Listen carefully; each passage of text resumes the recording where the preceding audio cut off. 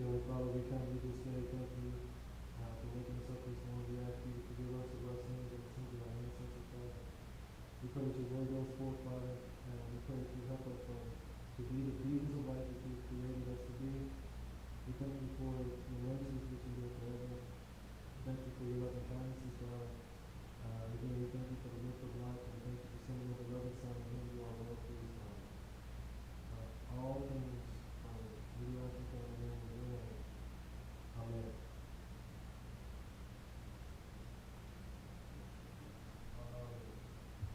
So, today, we're getting back into the spirit of Elijah or Eliyahu.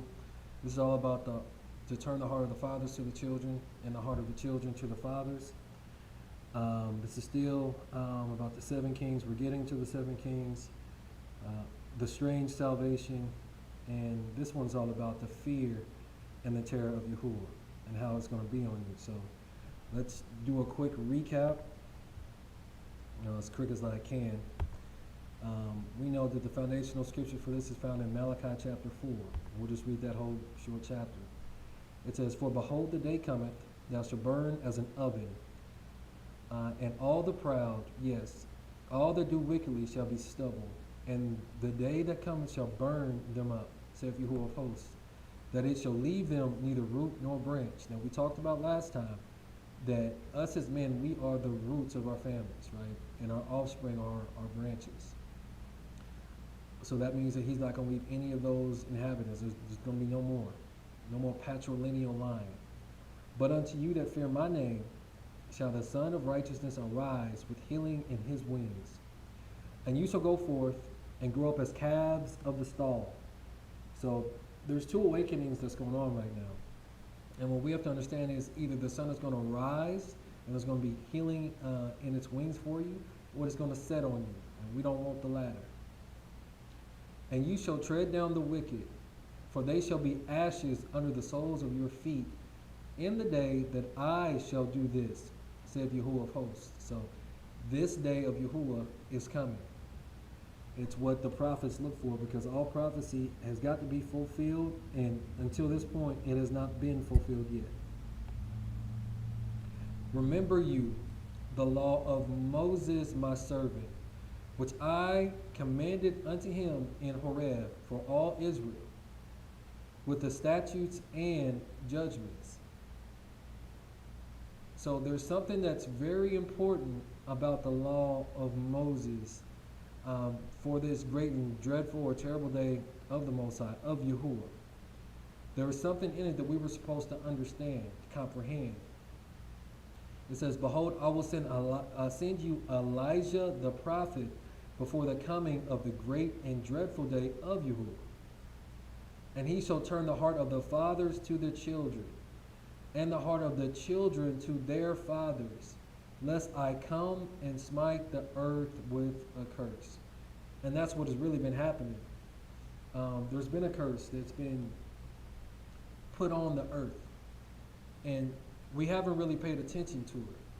But there's a reason why in the last quote-unquote book in the Old Testament, and the last chapter of it, the Most High is telling us to remember the law of Moses. It's key to it, because what we have to understand is, what is an algorithm? Because in Horeb, when the Most High gave us these laws, statutes, and commandments, he says, choose this day who you will serve. And in those 2 things, there were blessings and there were curses, right? What we haven't taken to heart is that the law is truly an algorithm. That's why there's 2. That's why there's 2 awakenings, right? It's an algorithm. So to help people understand, we're going to get the definition from Merriam-Webster of what an algorithm is. Probably spelled it wrong. It's a procedure for solving a mathematical problem, as of finding the greatest common divisor in a finite number of steps that frequently involves repetition of an operation. Broadly, a step-by-step procedure for solving a problem or accomplishing some end. So the Most High, he told us that if we are obedient to him, that we would choose life That is an algorithm. So when people try to tell you to get away from that in the New Testament, they don't even understand that it is an algorithm for our success, for our longevity. It gives us long life. It's actually written in there. So let's see what else Merriam-Webster has to say about the definition of the word algorithm. The term of choice for a problem-solving procedure, algorithm, is commonly used nowadays for the set of rules a machine, and especially a computer, follows to achieve a particular goal. So in this simulation that we call life, we don't understand that the greatest quantum computer ever, what some call the matrix, is what we are living out. It's what we're living in. And in that, I don't like to use the term universal, but there are cosmic or universal algorithms or laws. There's blessings and there's curses. And so the Most High, he's literally trying to set us up for success, but we won't allow him to do that. It says the term may as accurately be used of steps followed in making a pizza or solving a Rubik's Cube, or for computer-powered data analysis. Algorithm is often paired with words specifying the activity for which a set of rules have been designed. So when the Most High gave us the laws, statutes, and commandments, he had already designed it for our success. And people would have you to believe that it is a burden to you. A search algorithm, for example, is a procedure that determines what kind of information is retrieved. That's what's been going on in the different religions, from a large mass of data. An encryption algorithm is a set of rules by which information or messages are encoded so that unauthorized persons cannot read them. That's why the Most High set it up as an encryption algorithm. That's why it's line upon line, precept upon precept, precept upon precept. Here a little, there a little. But people, they don't take that to heart because it's a lot easier to just go with the flow in life. But we have to understand that obedience is an algorithm, just like disobedience is an algorithm. And in staying in that vein, so whenever we talk about salvation, we've been going over it, and I'm just trying to hammer down in our minds and in our hearts that salvation has become over-spiritualized. It's over-spiritualized. And so we have to remember we're in the New Testament, because that's where a lot of believers like to stay at, the New Testament and not the whole word, where it was founded. Now, the first time it was found in the New Testament, quote unquote, of course, is through the Messiah for the spiritual salvation. We know that that's vitally important. But they were also waiting for something physical. Now, this was found in Luke 1. Luke 1. And we're going to start at verse 13. It says, "But the angel said unto him, Fear not, for Zechariah, for your prayer is heard, and your wife Elizabeth shall bear you a son, and you shall call his name John. And you shall have joy and gladness, and shall rejoice at his birth, for he shall be great in the sight of Yahuah, and shall drink neither wine nor strong drink, and he shall be filled with the Holy Ghost, even from his mother's womb." So from a babe, the kingdom was already being established in him. "And many of the children of Israel shall he turn to Yahuah their God. And he shall go before him in the spirit and power of Elijah." So he was going in that same vein, in that same power, in that same spirit. That's why before America is destroyed and all these world powers come down, the spirit or the power of Elijah is going to come forth. That's why the fear and the terror of Yahuah is going to be upon you.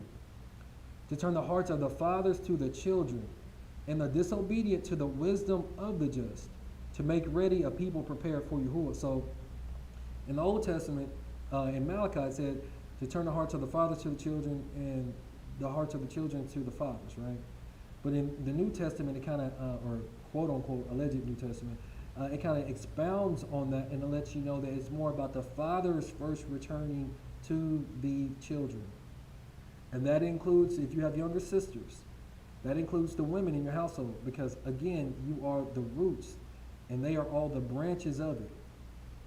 If you don't do what you're supposed to do, the women in your family, your daughters, your cousins, your nieces, your sisters, Um, they can truly die because you didn't do the right thing, because you wasn't leading like you're supposed to lead, because it's a man's covenant.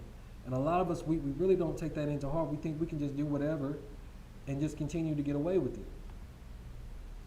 And then it says, and all they that heard them, because we're jumping up to verse 66, right? Still in Luke 1. Heard them laid them up in their hearts, saying, what manner of child shall this be? And the hand of Yahuah was with him. So Zechariah, he become deaf and dumb because he didn't believe the report of the angel. And then once the child was born, then he could speak. And his father Zechariah was filled with the Holy Ghost and prophesied, saying, blessed be Yahuah, the God of Israel, for he hath visited and redeemed his people, and hath raised up an horn of salvation for us in the house of his servant David. And he spake by the mouth of his holy prophets, which have been since the world began, and it's still going. He's always going to have prophecy, the warnings of the things to come. That we should be saved from our enemies. This is the physical part that they were waiting for, that didn't happen in the time of the Messiah, of Yahushua. It didn't happen then. It was the spiritual, it was the saving of their sins, and those that heeded his warning fled to the mountains when the Romans encircled them and camped around against them, right?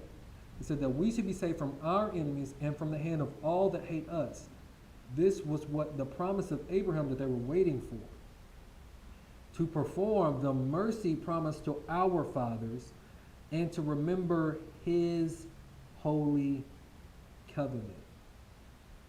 You have to understand and start unbrainwashing yourself about it's a New Testament, this is completely different. He is doing a new thing, but that word means to renew. Because why in the New Testament with the disciples or the apostles, the called out ones, why would they still be waiting for this, right? The oath which he swore to our father Abraham, it all goes back to the covenant of Abraham, that he will grant unto us that we, being delivered out of the hand of our enemies, might serve him without fear. Because right now we live in lands of our captivities, and we don't live without fear. A lot of us fear for our lives on the daily. In holiness and righteousness before him all the days of our life. Going to verse 76.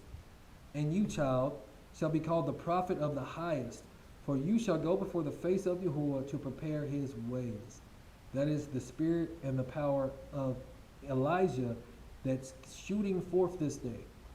But only if you can discern or observe the kingdom, because it's truly without observation. To give knowledge of salvation unto his people by the remission of their sins. Through the tender mercy of our God, whereby the dayspring from on high hath visited us, to give light to them that sit in darkness and in the shadow of death, to guide our feet into the way of peace. So this promise to Abraham is a whole way of peace. And a lot of us have only known the way of chaos. That's why it's hard for us to break these generational cycles. And the child grew and waxed strong in spirit, and was in the desert to the day of his showing unto Israel, which would either be in the 8th day circumcision or the 40 days that a man-child has to wait, right? So again, the Messiah is coming, but they were still waiting on a physical salvation to be made manifest. So what salvation? Again, this is all the recap.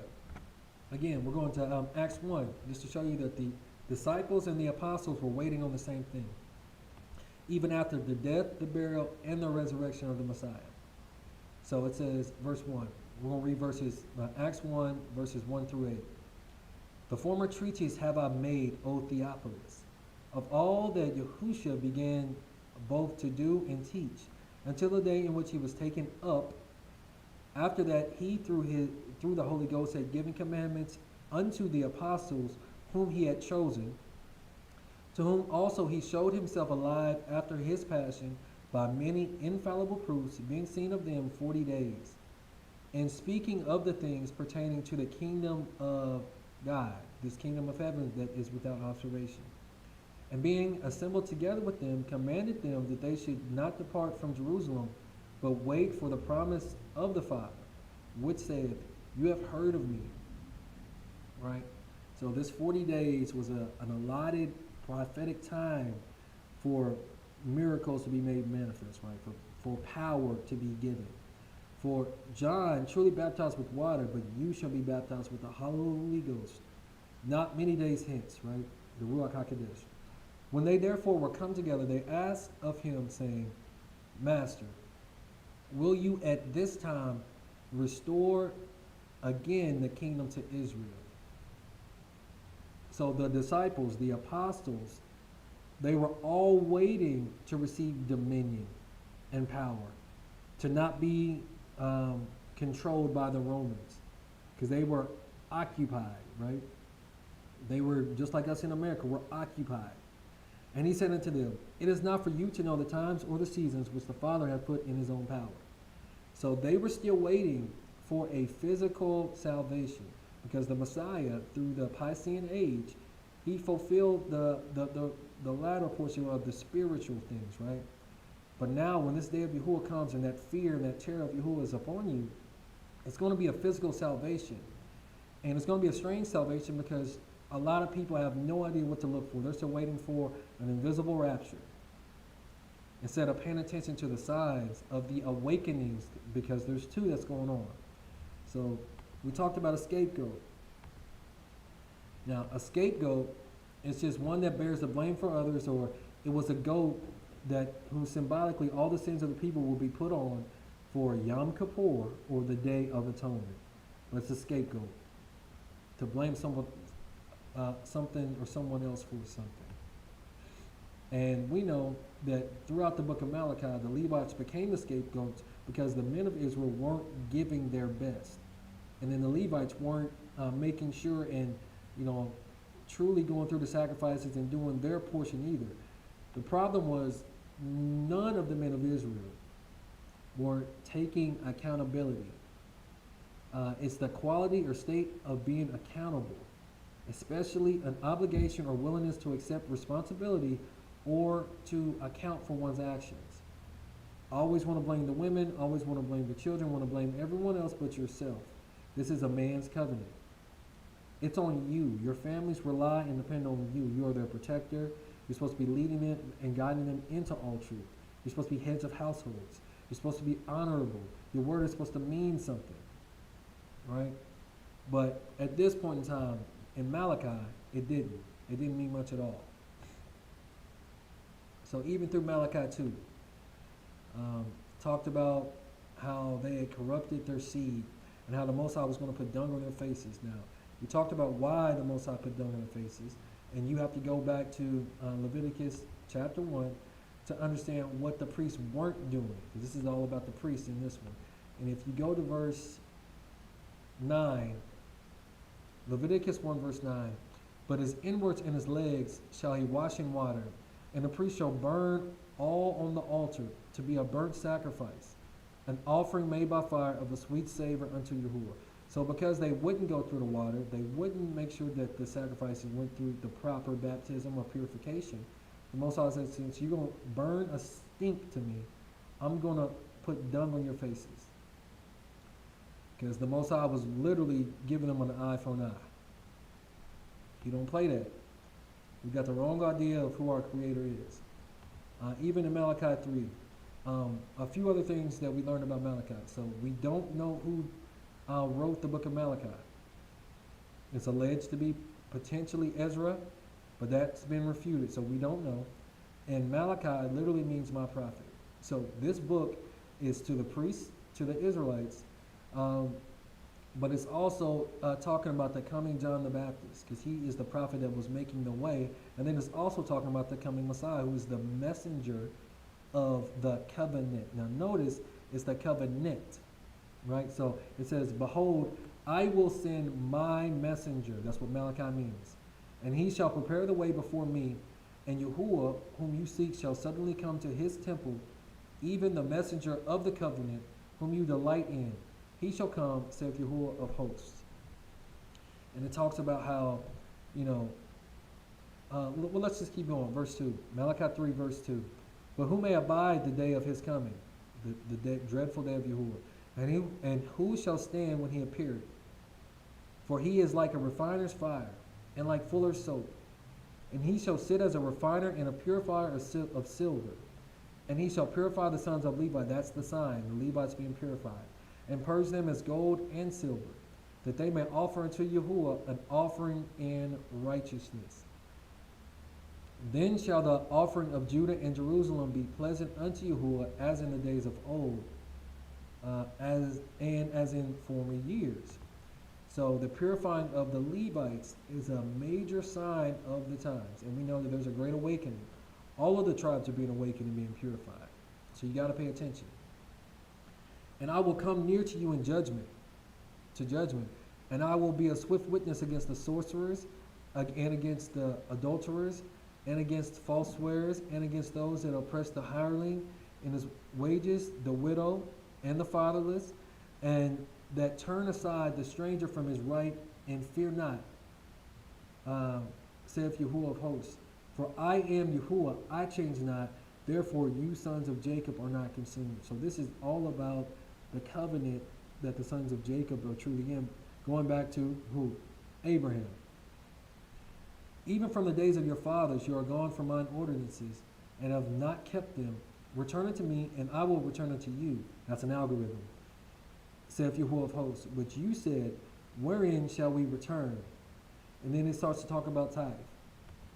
And we're not really going to get into tithe, not at this time.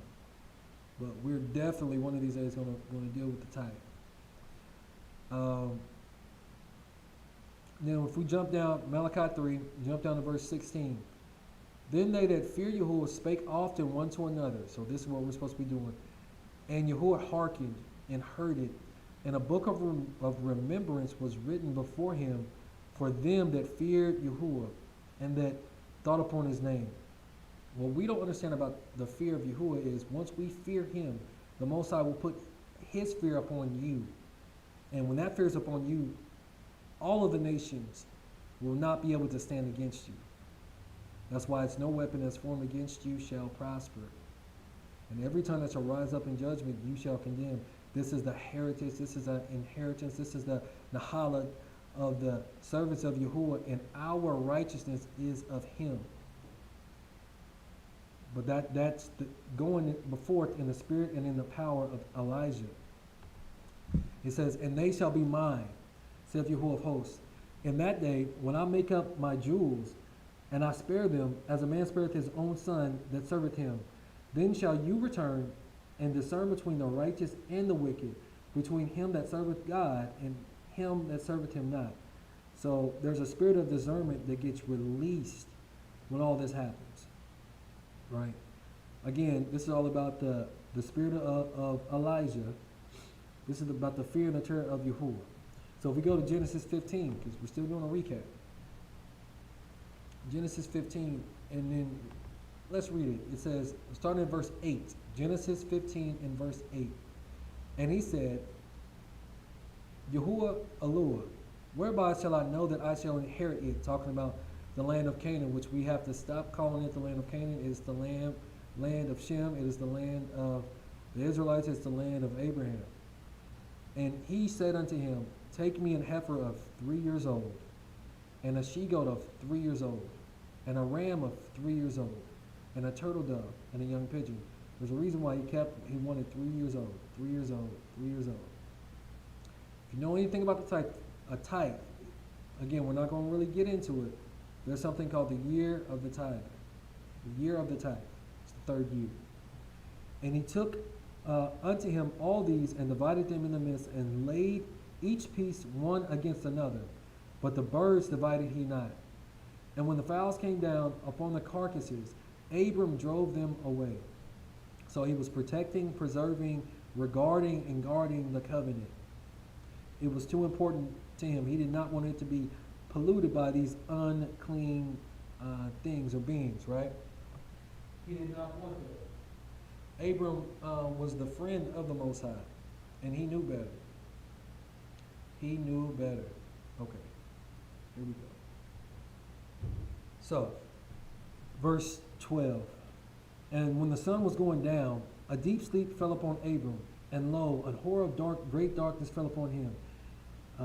And he said unto Abram, know of a surety that your seed shall be a stranger in a land that is not theirs, and shall serve them, and they shall afflict them 400 years. And also that nation whom they shall serve will I judge, and afterward they shall come out with great substance. So there's something about 400 years. And you shall go to your fathers in peace. You shall be buried in a good old age. So then it talks about 400 years. So if you know anything about America, in 2019, there was a resolution that was called HR House Resolution 1242. It commemorated the 400 years of quote-unquote so-called African Americans being in America. And it was disbanded in 2020. It was supposed to commemorate and do all this great stuff, but there was a whole lot of lip service, not much action. But in the fourth generation, they shall come hither again, for the iniquity of the Amorites is not yet full. So the thing about iniquity is the guilt or the punishment of sin. Right? That's the worst form. And it came to pass that when the sun went down and it was dark, behold, a smoking furnace and a burning lamp passed between those pieces. In the same day, Yahuah made a covenant with Abram, saying, unto your seed have I given this land, from the river of Egypt unto the great river Euphrates. So, if it was talking about the 400 years back then, why is it talking about the Amorites? Because the Israelites were in captivity to the Egyptians, right? The Egyptians, not Amorites. So looking into that, so let's look at what the word Amorite means, right? So it's Strong's H567, Amori. It means a sayer. So there was the people that would talk or have a lot of sayings, right? Now this is a bust of what the Amorites would look like. Now that doesn't look like a normal quote-unquote African. Let's just say that. The Amorites. So let's keep reading. So the word Amorites, it also means mountain dweller. Mountain dweller. And they were living in the west of Jordan. So they were mountain dwellers. They lived in the west of Jordan. And it means to talk or to say. They talked a lot. Let's learn some more. It says, so I looked further than last time, so I got some more information. It says, although the Amorites had been infiltrating the Fertile Crescent for centuries, around 2000 BC, they moved into Babylonia in much greater numbers, taking over several towns, including Larsa, and they are partly responsible for the collapse of the third dynasty of Ur. They were the dominant people in Western Asia roughly during the time of Abram's wanderings. In fact, both Syria and Palestine were known to the Babylonians as the land of the Amorites. So the Amorites had taken over Palestine or Israel, all of that region, and Syria. So just remember, the iniquity of the Amorites is not yet full. And if we keep going, it says again that they penetrated Sumer, and so they ended up conquering all of these different nations. Then it says at 10 it says within a few centuries of their influx into the Fertile Crescent, an Amorite dynasty was established. These kings traced their ancestors back to Samu or Sumu, and suggests a possibly Shem of the Old Testament, which would not be keeping with the scriptural ascendancy. Babylon was their capital city. So we had went over the Lost Book of King Og, and he talked about how, he was ruling the land of Shinar, and Nimrod was ruling, the rest of Babylonia, and they were working together because they were all giants, basically Nephilim seed. But the Amorites, so they are alleging that they're from Shem. Doesn't make any sense because they're not. Because again, we've been doing some research, and Just found some new information. But so they actually ended up taking over Babylon twice. And in some other extra biblical sources, it talks about how they founded Babylon. So when you read stuff about the Tower of Babylon and all this other stuff, the Amorites actually played a major role in constructing the original Babylon, and then they took it over in the 1st and in the 3rd centuries BC. And then millennia BC, my bad.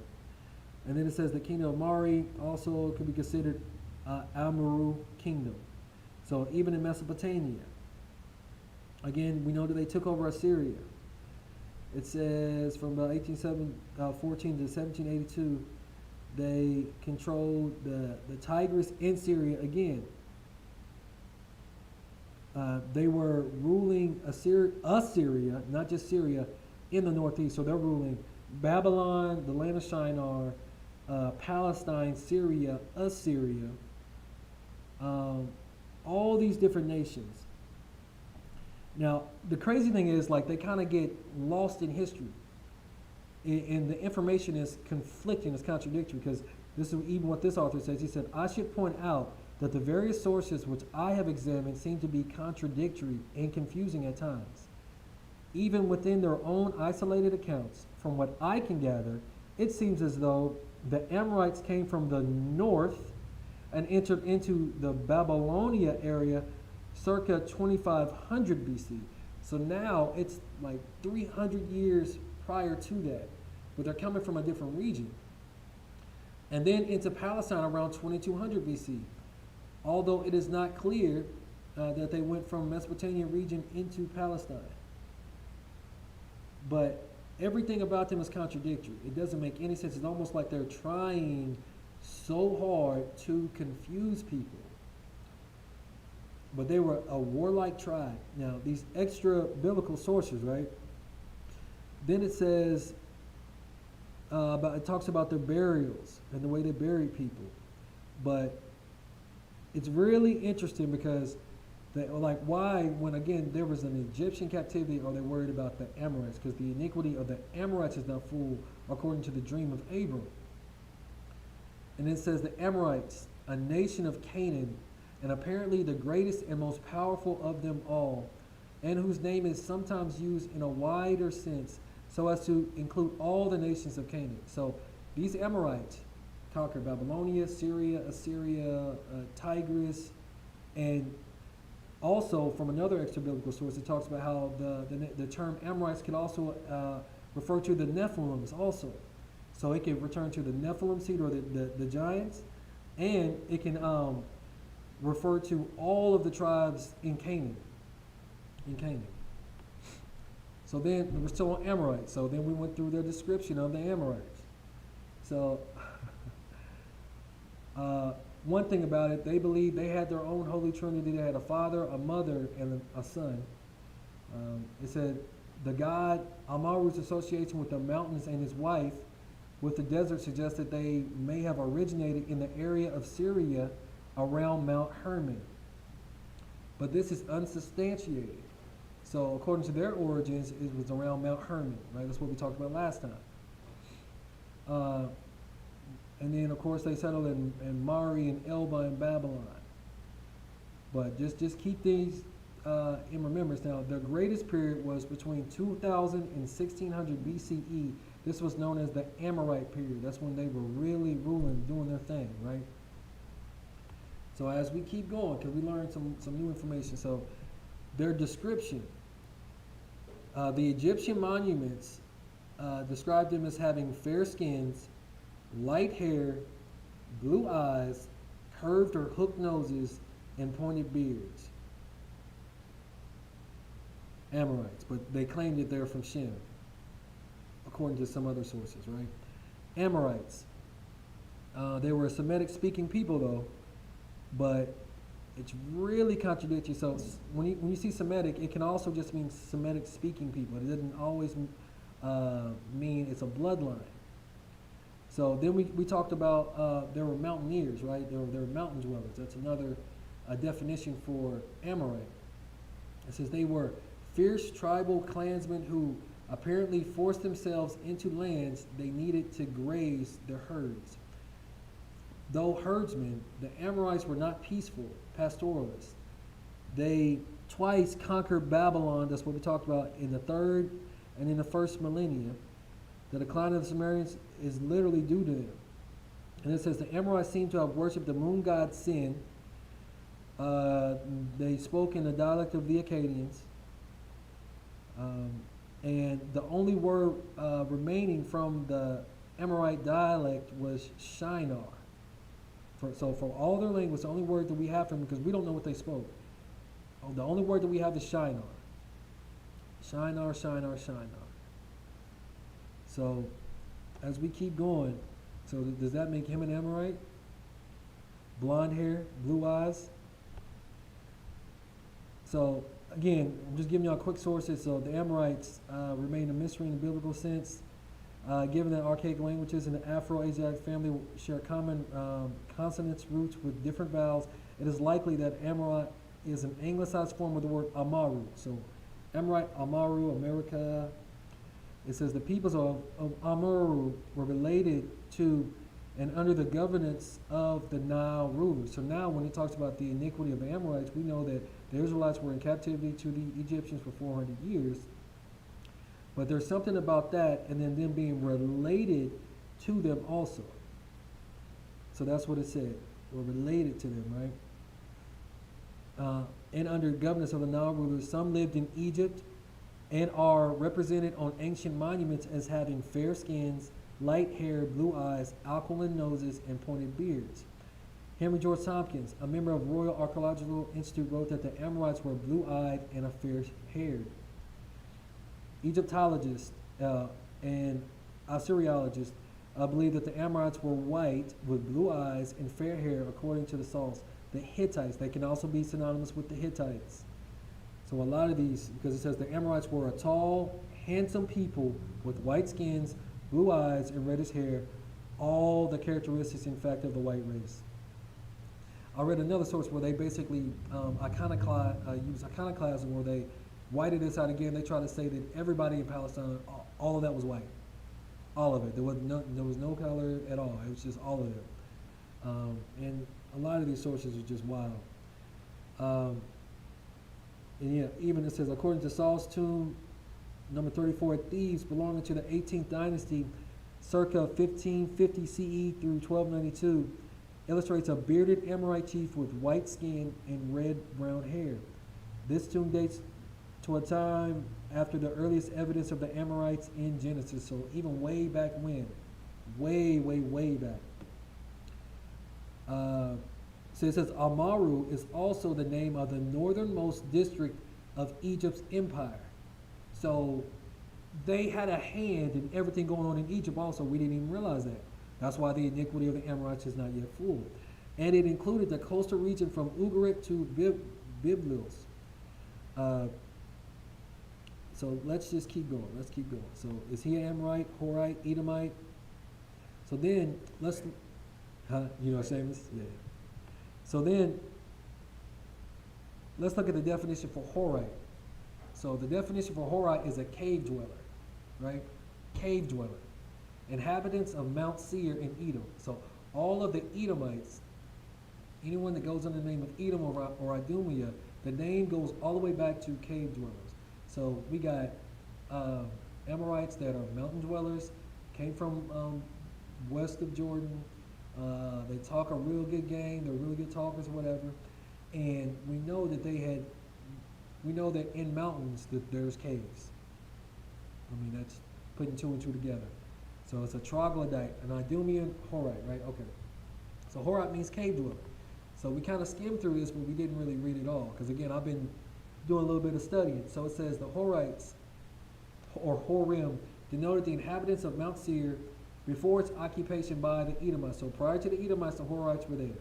Seir is called Horite in Genesis 36, where a list of his descendants is given, who afterward mixed with the invading Edomites. So the white of the Horites who were viewed as white skin from what we just read, the Amorites who were viewed as white skin, right? Mixed with Edomites.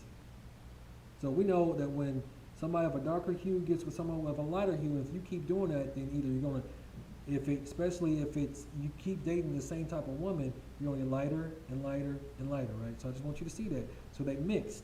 So can you talk to him, Jamar? Were among the nations defeated. Okay, back to Esau intermarried himself, married the daughter of the Horite chieftain. So Esau married a Horite woman. So Esau married a Horite woman. And it says, the Horites were among the nations defeated by the army of Chedorlaomer in the age of Abraham. So Abraham was already defeating Horites. The Hebrew Horite, however, is the car of the Egyptian inscriptions, a name given to the whole of southern Palestine and Edom, as well as to the adjacent sea. So it says, so the name was given to all of southern Palestine, it was called that. In accordance with this, we find in the Old Testament also traces of the existence of the Horites in other parts of the country besides Mount Seir. So they expanded, they went on migrations, right? And then the Septuagint more correctly reads Horite instead of Hivite. So Hivites and Horites are interchangeable. Then it says, for the inhabitants of Shechem and Gibeon, and Caleb is said to be the son of Hur, the firstborn of Ephratah of Bethlehem. So Shechem, which is what we're going to get into later on, Shechem, they are also Horites. So that means that they are what? Cave dwellers. Right? They lived in Mount Seir, near Mount Seir, whatever you want to call it. The firstborn of Ephratah of Bethlehem, Hor or Horite, has sometimes been explained to mean cave dweller. It is more probably, however, denotes the white race. The Horites were, now this is what I talk about when they do that confusion. The Horites were Shemites, and consequently are distinguished in Deuteronomy 28 from the tall race of Rephaim. So now they're trying to say, so we just read that the Amorites claimed that they were Shemites. Now the Horites are claiming that they're Shemites. So it's just like, okay, what's really going on? Why are these two people that don't have a line from Shem, why are they claiming that? I was like, okay, this is crazy. So in order for us to find out about the Amorites, we have to go through Genesis 10. So we go to Genesis 10. And if you don't mind, because I've been reading this whole thing, reading Genesis, starting at verse 6, will you read Genesis 10? All right. Can you come to the mic so because like they haven't been over here.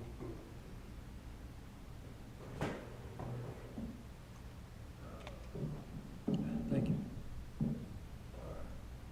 And the sons of Ham, Cush, and Mizraim, and Phut, and Canaan. And the sons of Cush, Seba, Havilah, Sapta, Ramah, and Sabteka. And the sons of Ramah, Sheba, and Dedan. So we don't see no Amorites yet. And Cush begot Nimrod. He began to be a mighty one in the earth. He was a mighty hunter before the Lord. Wherefore it is said, even as Nimrod, the mighty hunter before the Lord.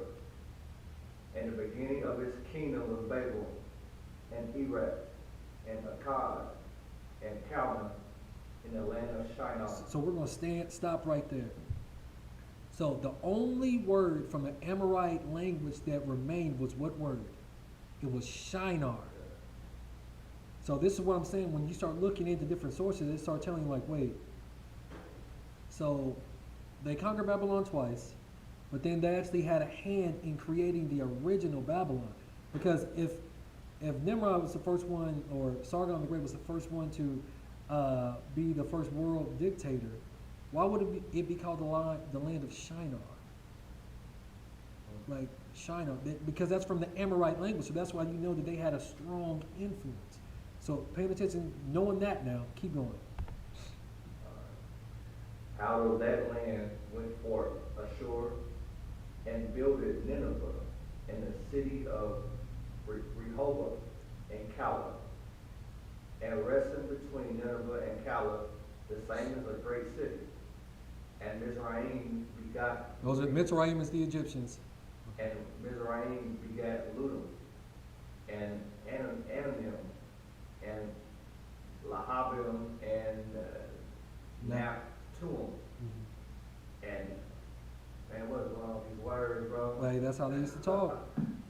And Pathrusim, and Casluhim, out of whom came Philistim, and Captorim. And Canaan begot Sidon, his firstborn, and he.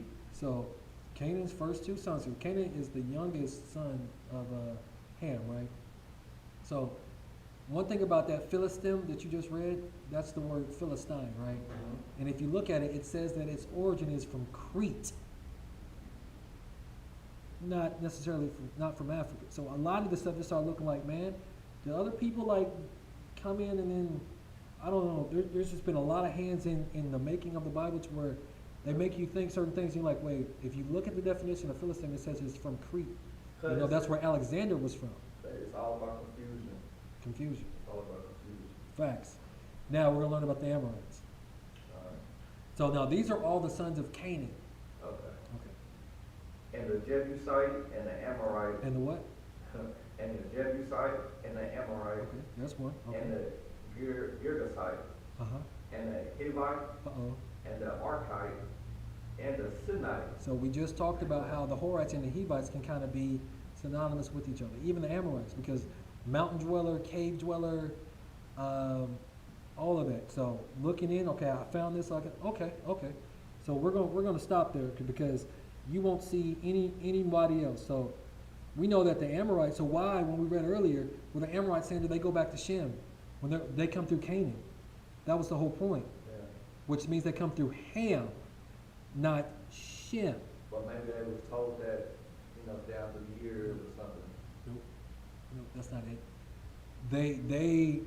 So the thing about Canaan, so our forefathers, Abraham, Isaac, Jacob, the Israelites did all that wandering all through, they call it the land of Canaan. We got to stop calling it that because there's different texts where it talks about, especially if you read Jubilees chapter 8, it'll tell you the lot that each one of the sons of Noah got.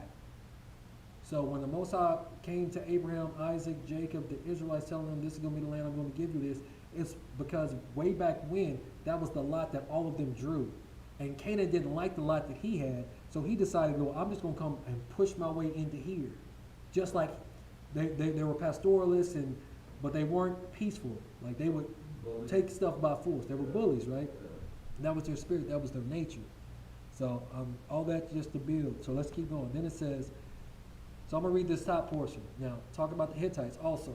The Hittites and all these people co-mingled together. Horites, Hittites, Amorites, Edomites. All of them, they are confederate. Family, Boy. It says, the Hittites are not mentioned by any of the classical writers excepting Herodotus, who speaks of them as Syrians. Okay, but that ain't the one. We're going to pay attention to Strabo.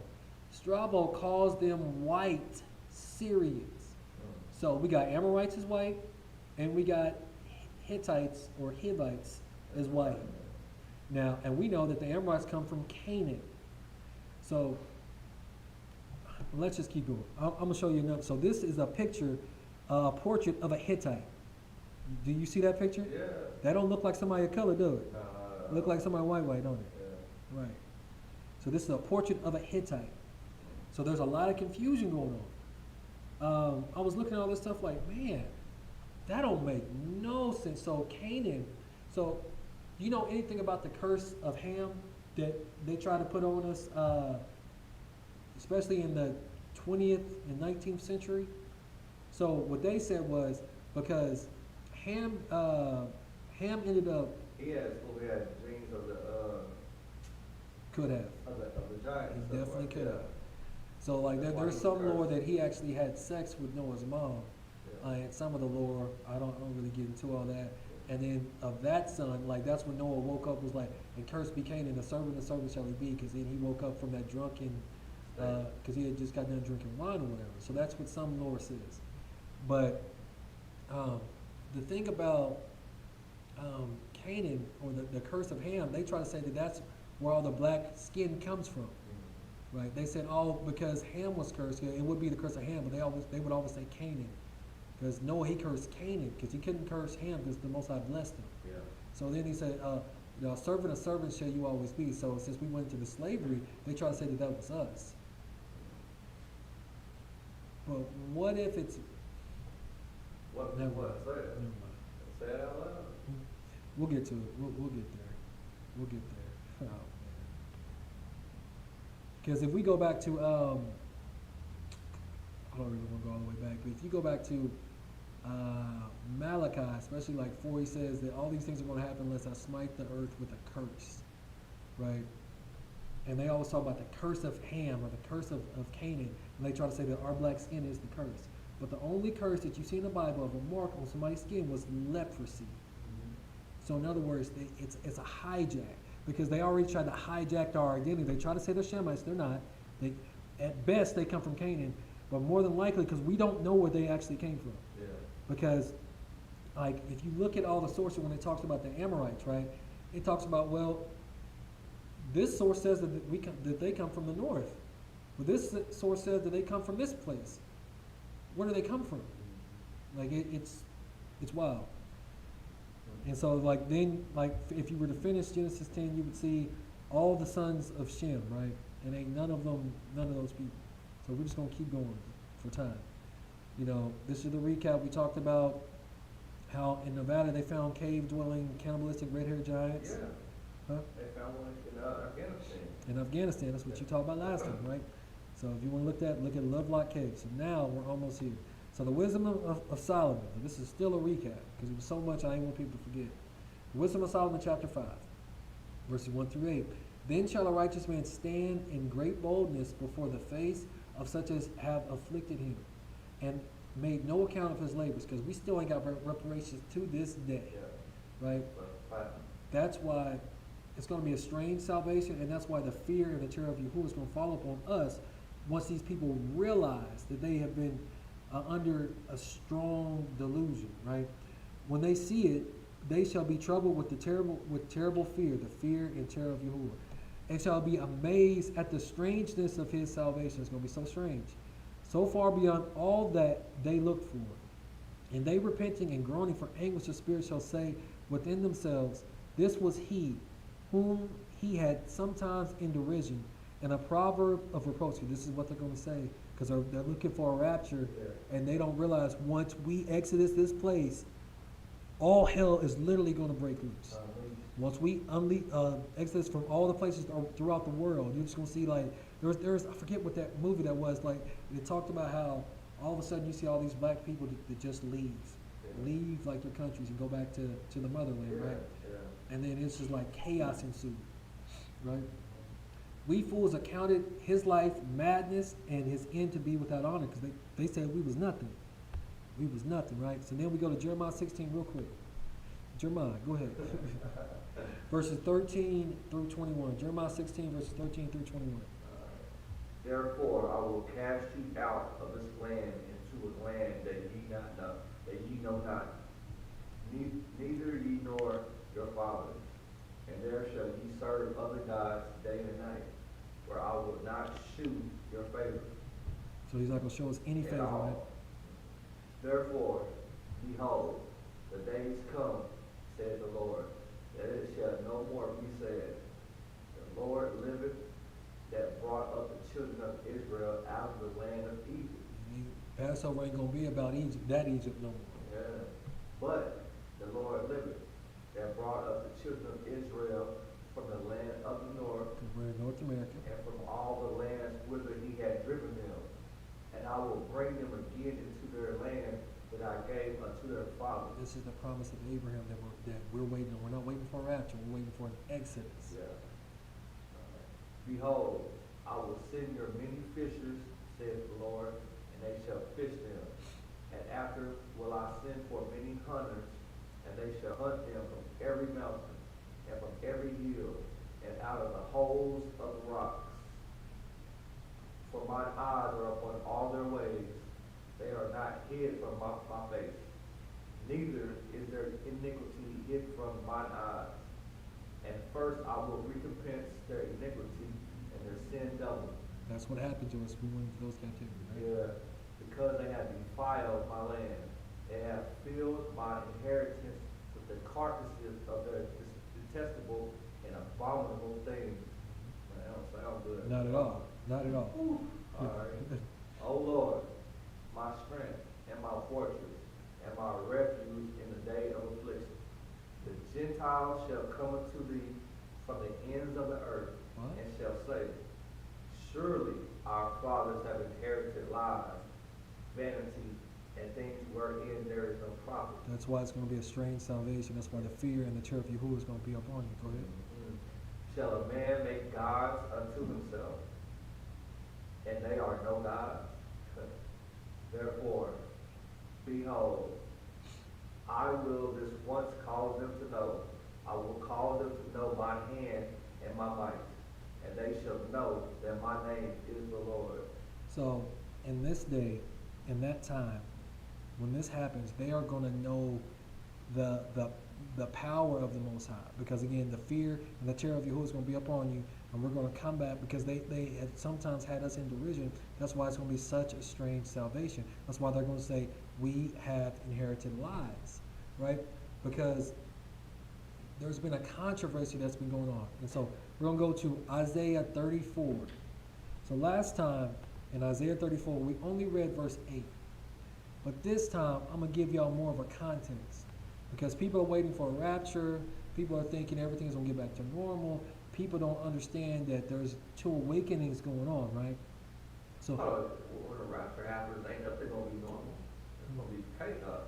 if you're still waiting on the rapture, you're gonna miss the sign. You're gonna miss the boat. Yeah, that ain't because, yeah, because it's gonna be an exodus. It's not gonna be a beam me up, Scotty, right? Yeah. Then it says, verse 1, come near, you nations, to hear, and hearken, you people. Let the earth hear, and all that is therein, the world, and all things that come forth of it. This is what the Most High. Listen, pay attention, world. For the indignation of Yahuah is upon all nations, every nation in the earth, and his fury upon all their armies. He hath utterly destroyed them. He hath delivered them to the slaughter. This is what the Most High is going to do. Their slain also shall be cast out, and their stinks shall come up out of their carcasses, and the mountains shall be melted with their blood. This is what's coming. This is not the happy-go-lucky what they want to teach in Christianity. They're not preparing people for what's coming. They're truly not. They're gonna be shocked. Man, it's gonna be because it's gonna be a strange salvation, and all the hosts of heaven shall be destroyed, and the heavens shall be dissolved. That's even worse. And all the hosts of heaven shall be dissolved, and the heavens shall be rolled together as a scroll, and all their hosts shall fall down, as the leaf falleth off from the vine, and as a fallen fig from the fig tree. For my sword shall be bathed in heaven. What? Behold, it shall come down upon Idumea, and upon the people of my curse to judgment. So Idumea is the Hellenized or Greek form of the word Edom, or the Edomites. Okay. Those are the ones that word went back to cave dweller, which we talked about earlier. So this is mainly for them, but it says, and upon the people of my curse to judgment, right? So there's something about these Edomites that is so wicked, right? If you know anything, the Most High, he says that he has indignation towards them forever, especially the Amalekites, right? The Edomites will be what you would call the antagonist of the story. They're the villain of the story. And a lot of times we don't realize that there are enemies. Yeah. Now, Edomites, all of them did not mix with Horites and Amorites and Hivites and Hittites, but a lot of them did, because some of them really look like us, and we wonder why we can't never get on the same footing, because they know who they are. They've passed the information down, and they know who their enemies are, but we don't. So again, it says, for my sword shall be bathed in heaven. Behold, it shall come down upon Idumea, and upon the people of my curse to judgment. So those people are cursed. Now, of course, those that come to the Most High, cleave to the covenant, they're going to be fine. But the nations that are controlling us are Idumeans, right? And they've mixed with these nations that we talked about. The sword of Yahuah is filled with blood. It is made fat with fatness, and with the blood of lambs and goats, with the fat of the kidneys of rams. For Yahuah hath a sacrifice in Basra, and a great slaughter in the land of Idumea, the Edomites. And the unicorn shall come down with them, and the bullocks with the bulls, and their land shall be soaked with blood, and their dust made fat with fatness. For it is the day of Yahuah's vengeance, and the year of recompenses for the controversy in Zion, of Zion. Why is there controversy over Zion? You already said it. Why is there controversy over Zion? It says, and the streams thereof shall be turned into pitch, and the dust thereof into brimstone, and the land thereof shall become burning pitch. But there's some type of controversy that's going on, right? That's why they're going to say that they inherited lies. So this is some stuff about Edom or Idumea. If you see Edom, Idumea, they're interchangeable. It's just two different periods. One was under Roman occupation, Idumea. The other one was when they was kind of doing their own thing. So it says, in the 1925 edition of Volume 5, page 41 of the Jewish Encyclopedia, Edom is in modern Jewry. So the modern day Jews that people call are Edomites. And there's a curse, there's a judgment coming for them, right? And then we go down, it says, okay, the Edomites were conquered by John Hyrcanus, who forcibly converted them to Judaism. So we converted them to Judaism, and from then on, they continued a part of the Jewish people. So we had intermarried with them also back in that time, and it takes 3 generations before they can actually become a part of Israel. They have to marry in 3 times successive from a male to a woman, you know, before they become a part of it, right? Now, this picture, the black folks are what you would call Nubians, but the red ones were Edomites, were Esau. This is what they painted up in Egypt of what an Edomite looked like. So they were really red or light skinned. And then once they start mixing in with the white-skinned folks, they keep getting lighter and whiter and whiter. So I was looking at that stuff because I just Googled, what did the ancient Horites, what did the ancient Amorites, what did the ancient Edomites look like? And all these different pictures will pop up. And let's go to, yeah, again, it says, from this time, the Idumeans, Edomites, became inseparable part of the Jewish people, right? So they were learning our ways, learning everything, our culture, this and that. That's why they can mimic it so well now, because they've been doing it for over 1,000 years. And then if we jump down here, it says, in a final twist in the Encyclopedia Judaica in 1971, volume 10, 23, Jews began in the 19th century to call themselves Hebrews and Israelites in 1860. Now it says Jews, but we know that they converted and they started calling themselves that in the 1860s, right? Prior to, that's around the time when all of the books, the books around 1850s, 60s, all started saying that the Jews were white. But all the books prior to 1825-ish, all recorded the Jews as being black, dark skinned. But something happened around that time period. They gained power again, ascendancy.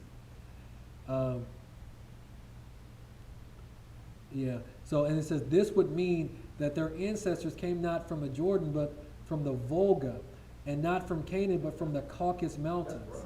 Yeah.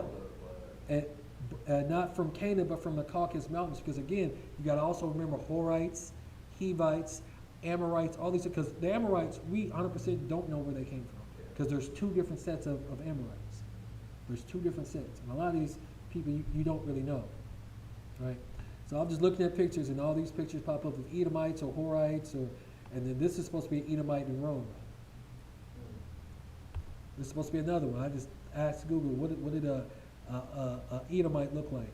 And all these pictures pop up. Now we talked about BRICS. I'm not going to go over it, but what were the countries in BRICS? What? The countries in BRICS. You remember when we went over BRICS? Well, last week? Yeah. I don't remember that. So it's Brazil, Russia, Oh, yeah, Iran. India, China, Yeah. South Africa. Iran is about to be a part of it. Yeah. Saudi Arabia, and a whole other host of nations are about to be a part of it. Dollar bills and stuff. Well, they're going to do it through the China yuan. So, but all this is happening because of you, because of us, because we know that there's a controversy in Zion. Because there's, like I've been talking about it, strange salvation, the fear of Yahuah. There's two awakenings going on. We go to Daniel 12, read verses 1 and 2. And at that time shall Michael stand up, the great prince which standeth for the children of your people, and there shall be a time of trouble. That's what we've gone through, as such as was never since there was a nation, even to that same time. And at that time your people shall be delivered, everyone that shall be found written in the book. So we have an exodus, we have a deliverance coming. It's not going to be it's not going to be a rapture. And many of them that sleep in the dust of the earth shall awake, some to everlasting life, and some to shame and everlasting contempt. Right? Shame and everlasting contempt. Right? Okay. Let's keep going, because there's such a great controversy, and in Christianity they teach us that it's for everybody. And again, everyone can cleave to the covenant. Not saying that you can't. The Most High, He will have mercy upon whom He will have mercy on. But we still got to read what the book say. We're going to go to Romans 9, and if you don't mind, we're going to read verses 1 through 8 and verses 20 through 29. All right. I say the truth in Christ. This is Paul speaking. Okay. I lie not.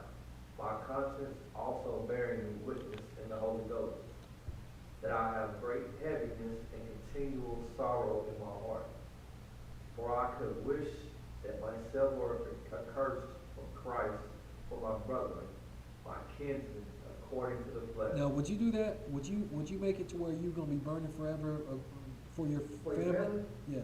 Man, Yeah, I ain't doing that. Forever? we all got the same, Choices. the same chances. Yeah. I ain't trying to burn forever for Yeah. nobody. Okay. Sorry, cousin up, but Yeah. Paul said he wished that he could, though. Yeah. You wild. That's crazy. Yeah. I know. Yeah. Who are Israelites? To whom pertaineth the adoption? Now, this is the adoptions of sons and daughters of the Most High. So, all of these things that he's talking about now only pertains to the Israelites, right? Okay. So, the first thing was the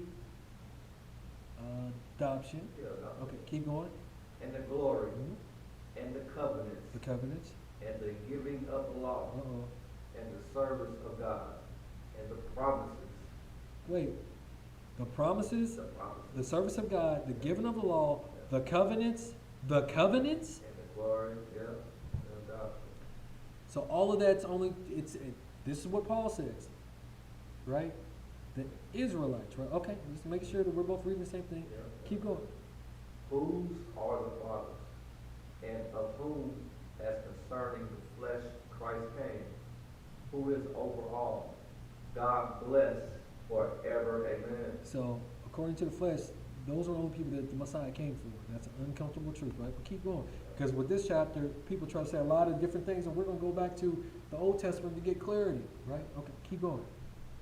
Not as though the word of God hath taken none effect, for they are not all Israel, which are of Israel. And we know that the Edomites had become Israelites, quote unquote. They Yeah. started calling themselves Jews also, right? Yeah. Okay. And then all of Israel isn't spiritually inclined either. So some of those are wicked too, so they wouldn't be considered Israel either. Keep going. Neither, because they are the seed of Abraham, are they all children? But in Isaac shall thy seed be called. So all this stuff goes through Isaac, because Isaac begat Jacob, right? And Jacob had all the 12 tribes. Because Abraham had many sons. Father Abraham had many sons, and many sons. There was a reason. So all of that's not for all of his sons. All of it goes through Isaac, right? So we're reading the same thing, right? Okay. Yeah. That is, that which are the children of the flesh. These are not the children of God, but the children of the promise are counted for the seed. And we know that the promises are to the Israelites. Yeah. That's what we just read, right? Yeah. So we can go down to verse 20. Romans 9, verse 20. Nay, but, O man, who art thou that repliest against God? Shall the thing formed say to him that formed it, Why hast thou made me thus? Have not the potter power over the clay? Like, how you gonna talk to your creator like that? Like you got power over him? Like he made you. That's right. Yeah. Okay. Have not the potter power over the clay? Of the same lump to make one vessel unto honor and another into dishonor? That's two awakenings, right? The Yeah. honor and dishonor. You know? What if God, willing to shew his wrath, Shoe is show, just like show. man, okay, and to make his power unknown, endured with much long suffering the vessels of wrath fitted to destruction? So he made people just to destroy them. Yeah. You can't make them mad. I mean, You know? You know? All right. And that he might make known the riches of his glory on the vessels of mercy, which he had afore prepared unto glory. So, and who was the glory for? It said Israelites. Yeah, It well, said- we know that. yeah, just making sure, just making Oh, sure. yeah. Even us, whom he hath called, not of the Jews only, but also of the Gentiles. So this Okay. this also goes to the Gentiles, right? Yeah, Okay. yeah. We're gonna see which Gentiles he's talking about. Keep going. As he said, You know, also in OC, that's Hosea. That's Hosea. Hosea, I will call them my people, which were not my people, and her beloved, which was not beloved. And it shall come to pass that in the place where it was said unto them, ye are not my people, there shall be called the children of the living God. And that's talking about the Gentiles. That's talking about the Gentiles, right? They shall be called the children of the living God. Right. Keep going. Isaiah, Just say Isaiah. Just say Isaiah. Isaiah also cried concerning Israel, though the number of the children of Israel be as the sand of the sea, a remnant shall be saved. For he will finish the work and cut it short in righteousness, because a short work will the Lord make upon the earth. And as, what was it? Isaiah. And as Isaiah said before, except the Lord of Sabaoth had left us a seed, we had been as Sodom and been made like unto Gomorrah. So we'd be dead. We'd be destroyed, right? like them. So now it says, like as he says in OC, which is Hosea, then it says as he says in Isaiah, right? So and he was talking about the Gentiles. So whenever you read the New Testament, they're tricky with that word Gentiles. So we're going to go back to what it says in the quote-unquote Old Testament to see what he's talking about. So we're going to go to Hosea 1, and we're going to read this whole chapter. This is a short one. I got it. It says, the word of Yahuah that came unto Hosea, the son of Beeri, in the days of Uzziah, Jotham, Ahaz, and Hezekiah, kings of Judah, right? And in the days of Jeroboam, the son of Joash, king of Israel, because there was two different kingdoms at that time. Kingdom of Israel, kingdom of Judah. The beginning of the word of Yahuah by Hosea. So this is the first thing that the Most High started showing him. And Yahuah said unto Hosea, go, take unto you a wife of whoredoms, and children of whoredoms, for the land hath committed great whoredom, departing from Yahuah. So go marry a whore. So he went and took Gomer, the daughter of Diblaim, which conceived and bare him a son. So he had a son. And Yahuah said unto him, call his name Jezreel, for yet a little while, and I will avenge the blood of Jezreel upon the house of Jehu, and will cause him to cease the kingdom of the house of Israel. So I'm going to end, because remember, there's two kingdoms. He said, I'm about to end the kingdom of Israel. It's about to be done, right? So there's a kingdom of Israel and a kingdom of Judah. Yeah. Soon it's going to happen, right? Now again, this is going back to Romans 9, but this is giving you the context, right? So I'm going to end the house of Israel, is what he just said. Verse 5. And it shall come to pass at that day that I will break the bow of Israel in the valley of Jezreel. So I'm going to take their military might. And she conceived again and bare a daughter. So he's still messing with this whore. And God said unto him, call her Loruhamah, for I will no more have mercy upon the house of Israel, but I will utterly take them away. So wait, Romans 9 was talking about the Gentiles will be called the children of the living God. Well, why are we talking about the house of Israel right now? The northern kingdom. They got mad. Okay. We're gonna see. But I will have mercy upon the house of Judah, that's us, southern kingdom, and will save them by Yahuah their Eloah, and will not save them by bow. That's why this is going to be such a strange salvation. And will not save them by bow, nor by sword, nor by battle, nor horses, nor by horsemen. It's a strange salvation. That's what I added. It's a strange salvation. He's not going to do it by military might. He's not going to do it when he saves us, right? So then, now when she had weaned Lo Ruhamah, she conceived and bare a son. Then Eloah said, call his name Lo Ami, for you are not my people, and I will not be your God. So who is he talking about? Who is not his people? Who will not be his God? He's talking about Jews, talking to other people. Who's the other people? Well, the house of Israel. The house of Israel. Okay, you with me. Yet the number of the children of Israel shall be as the sand of the sea, that's what we just read, which cannot be measured nor numbered. And it shall come to pass that in the place where it was said unto them, you are not my people, there it shall be said unto them, you are the sons of the living God.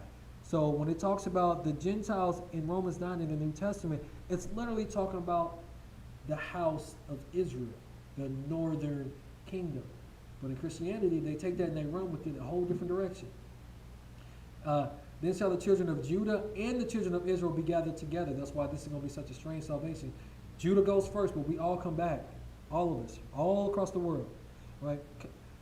Then shall the children of Judah and the children of Israel be gathered together and appoint themselves one head, Yahushua. And they shall come out of the land, for great shall be the day of Jezreel, right? Okay.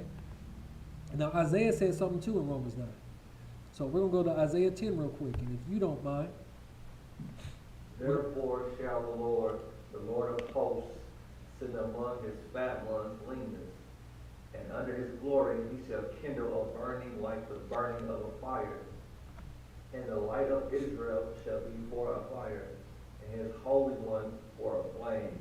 And it shall burn and devour his thorns and his briars in one day, and shall consume the glory of his forest, and of his fruitful field, both soul and body.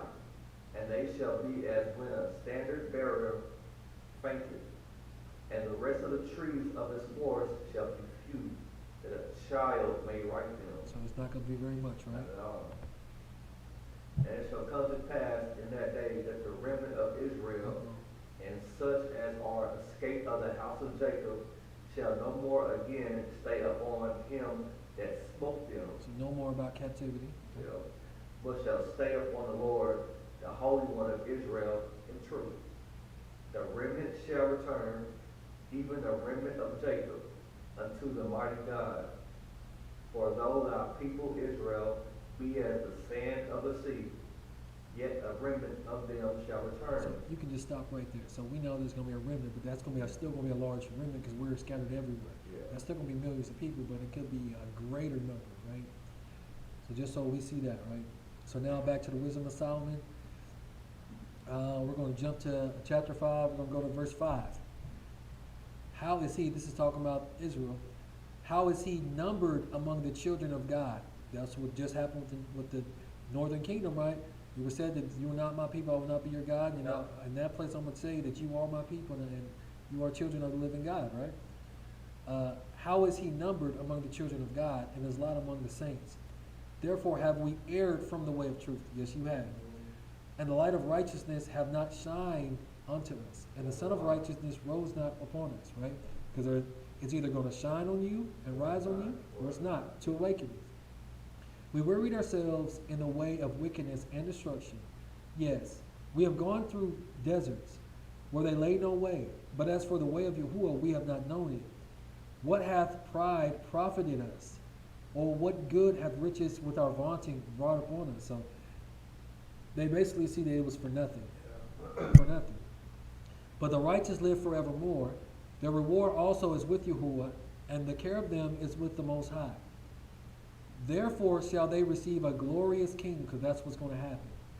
That's why it's going to be a strange salvation. That's why the fear and the terror of Yahuah is going to be upon us, because once we all come back, we'll pass through the rod, we'll go through that, and just like they did after they got through with the wilderness the last time, the saints are going to take the kingdom.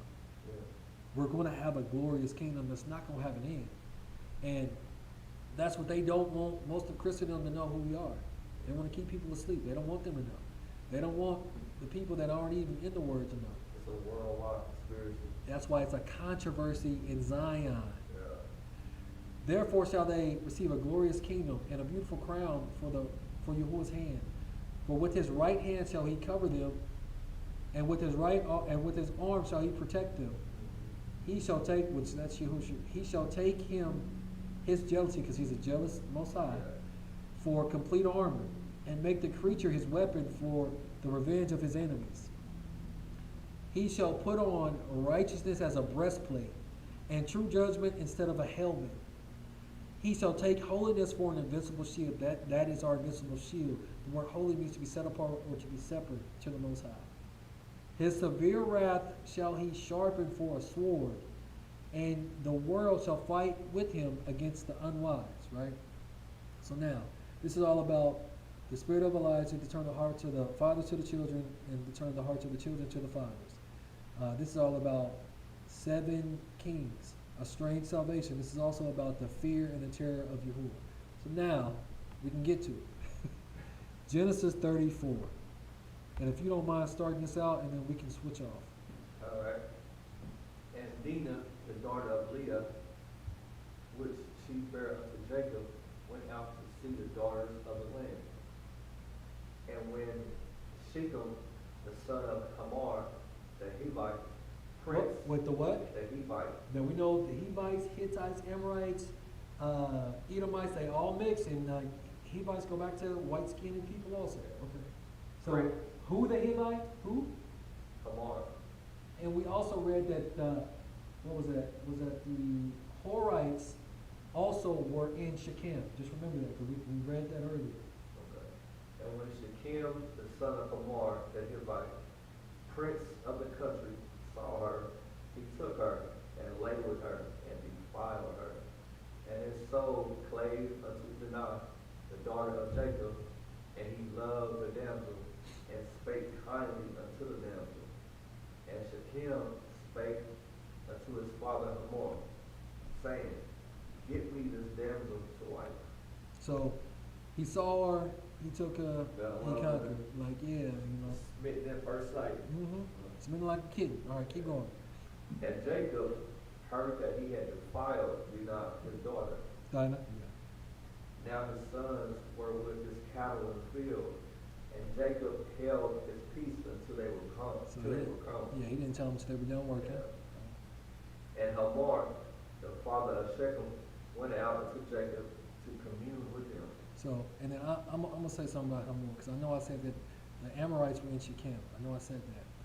But the name Hamor is a corrupted version of Amor, or Amorite. Okay. Yeah, so you see that's an Amorite. Yeah. And the sons of Jacob came out of the field when they heard it. And the men were grieved, and they were very wroth, because he had wrought folly in Israel in lying with Jacob's daughter, which thing ought not to be done. Facts. And Hamor communed with him, saying, The soul of my son Shechem longeth for your daughter. I pray you give him to wife. So you don't come up in his face and say, hey, man. No, I'm not. You know he already did. Facts.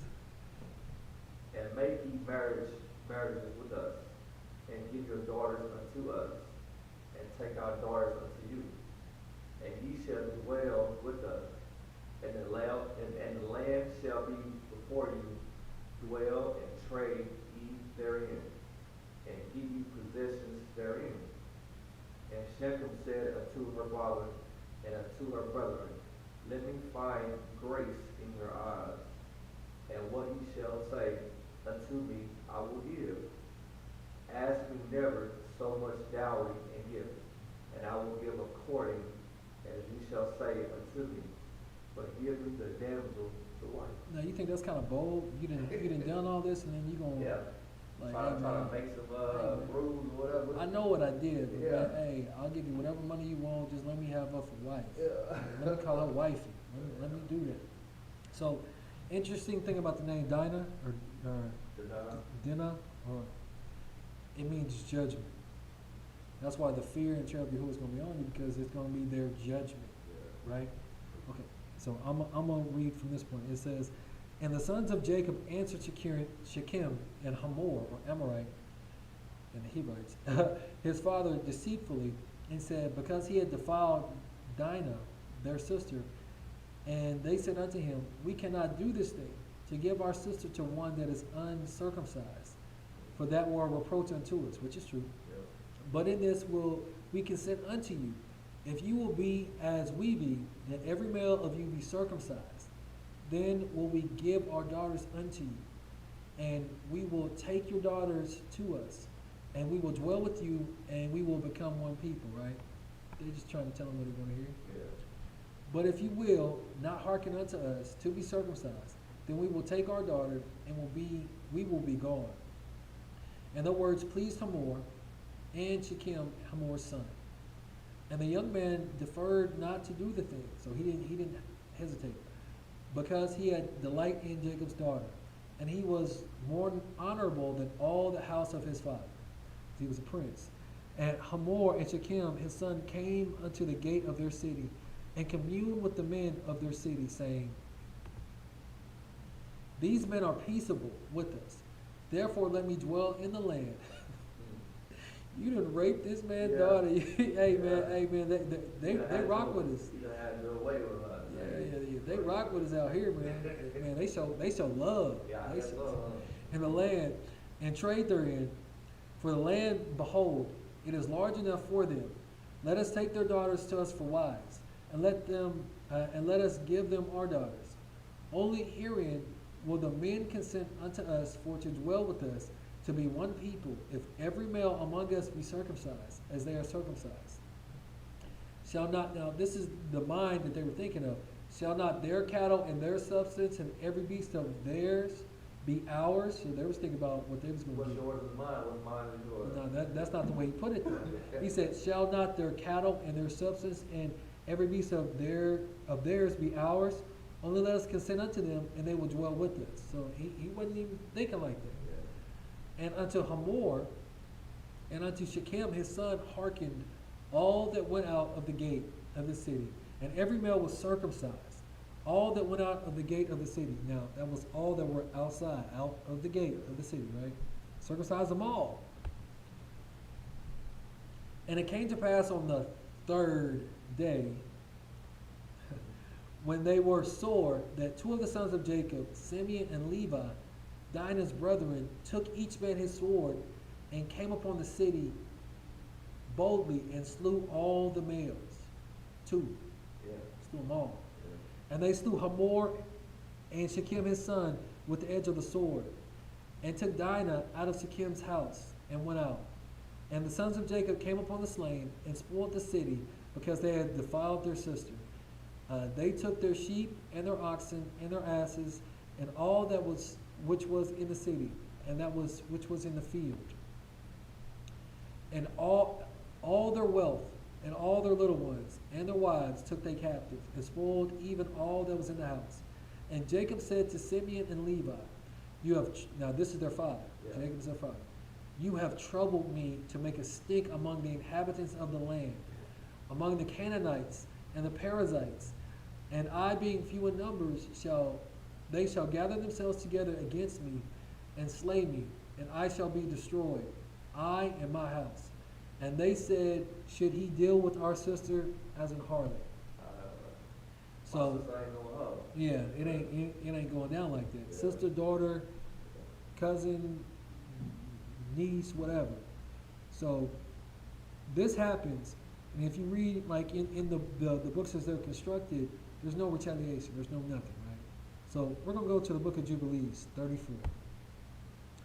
And we're only gonna read the first, I think it's only the first 5. So it reads, "And in the 6th year of this week of this 44 Jubilee, Jacob sent his sons to pasture their sheep, and his servants with them to the pastures of Shechem. So this is after all that's happened. And the 7 kings of the Amorites assembled themselves together. Of the who? Amorites. The Amorites. Because remember I said Hamor was a corrupted version of Amorite. Yeah. And there were also Hivites there, right? So it says, and the 7 kings of the Amorites assembled themselves together against them to slay them, hiding themselves under the trees, and to take their cattle as a prey. And Jacob and Levi and Joseph were in the house with Isaac, their father, for his spirit was sorrowful, because they had done all that other stuff, right? And they could not leave him, and Benjamin was the youngest, and for this reason remained with his father.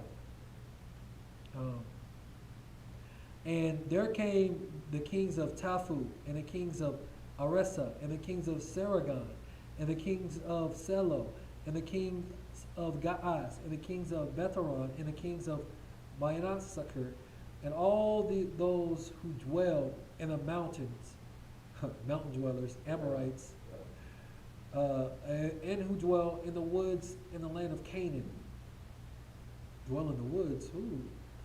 And they announced this to Jacob, saying, behold, the kings of the Amorites have surrounded your sons and plundered their herds. So what we don't understand is, like, this is an ancient hatred that's going on with the Amorites against us. Now, from what we've looked into, the way they've depicted the Amorites was that they have white skins. And they especially hate the sons of Jacob. Especially hate the sons of Jacob. So now we're going to go to the book of Jasher 33, because we're not even to this point yet. So if you don't mind, starting at verse 1. And in some time after Jacob went away from the borders of the land, and he came to the land of Shalem, that is the city of Shechem, which is in the land of Canaan. And he rested in front of the city. And he brought a parcel of the field which was there from the children of Hamor, the people of the land, for 5 shekels. So after his wife had died, he bought that land so he could bury him. So now that's why he's staying there. That's a little bit of backstory. Right? So he bought it from Hamor, or an Amorite, right? Okay. And Jacob there built himself a house, and he pitched his tent there, and he made booths for his cattle. Therefore he called the name of that place Succoth. Tabernacle, yeah, keep going. And Jacob remained in Succoth a year and 6 months. At that time some of the women of the inhabitants of the land went to the city of Shechem to dance and rejoice with the daughters of the people of the city. And when they went forth, then Rachel and Leah, the wives of Jacob, with their families, also went to behold the rejoicing of the daughters of the city. So what's the one red flag? So this is the story about what happened to Dinah all over again, right? But we're getting some holes filled. So what's one red flag that you see about that? So all these women are going to go see other women going and dancing. Rejoice and dance. What are we missing? We can keep going. We'll go to the next slide. Tell me when you see it, though. And Dinah, the daughter of Jacob, also went along with them and saw the daughters of the city. And they remained there before these daughters, whilst all the people of the city were standing by them to behold their rejoicings, and all the great people of the city were there. And Shechem, the son of Hamor, the prince of the land, was also standing there to see So them. if he's a prince, that means that Hamor is basically a king, right? Yeah, pretty much. Boy. Uh-huh. And Shechem beheld Dinah, the daughter of Jacob, sitting with her mother before the daughters of the city. And the damsel pleased him greatly. And he there asked his friends and his people, saying, whose daughter is that sitting amongst the women, whom I do not know in this city? So I have a question. So what's the big issue, though? So Dinah's there, her mama and one of Her father's wives is there and all these women servants. And you see Shechem there, and he just peeping the scene. As men, what are we supposed to be doing? Protecting Yeah, our protect women. all females. Where's the men? Yeah, Where's at least one? None of them. Yeah. So we failed. By far. Yeah, we felt like you was gonna let them go and in a strange land, just let them go out there. Well, the women shouldn't want to go by themselves anyway. Huh? Yeah, but we're the covering though. Yeah. You know, women like to try to do their own thing, but we're still their covering. Yeah. You know? Okay, just wanted to point that out.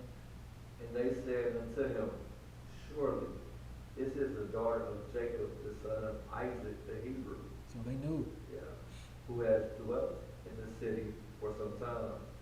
And when it was reported that the daughters of the land were going forth to rejoice, she went with her mother and made servants to sit amongst them as thou seest. And Shechem beheld Dinah, the daughter of Jacob, and when he looked at her, his soul became fixed upon Dinah. Right. So again, we're filling in more holes, right? Yeah. So either you read this one and then I'll read for a little bit. All right, go ahead. Okay. Verse 11, Jasher 33, verse 11. And he sent and had her taken by force. And Dinah came to the house of Shechem, and he seized her forcibly, and lay with her, and humbled her. And he loved her exceedingly, and placed her in his house. So he raped her, right? And they came and told this thing unto Jacob. And when Jacob heard that Shechem had defiled his daughter Dinah, Jacob sent 12 of his servants to fetch Dinah from the house of Shechem. And they went and came to the house of Shechem to take Dinah from there. So Jacob sends 12 of his servants, like, man, go get my daughter. Get her out of there. And when they came, Shechem went out to the city. And when they came, Shechem went out to them with his men and drove them from his house. Like, you ain't coming to get nothing. And he would not suffer them to come before Dinah. But Shechem was sitting with Dinah, kissing and embracing her before their eyes. So he just put it in their face like, yeah, this is my chick, yep, this, yeah, this me, yeah, big me, yeah. Oh, y'all ain't coming for her, y'all ain't getting her. Again, this is more backstory. But again, this is about the fear and the terror of Yahuah being upon you. It wasn't upon them now, but it's about to be.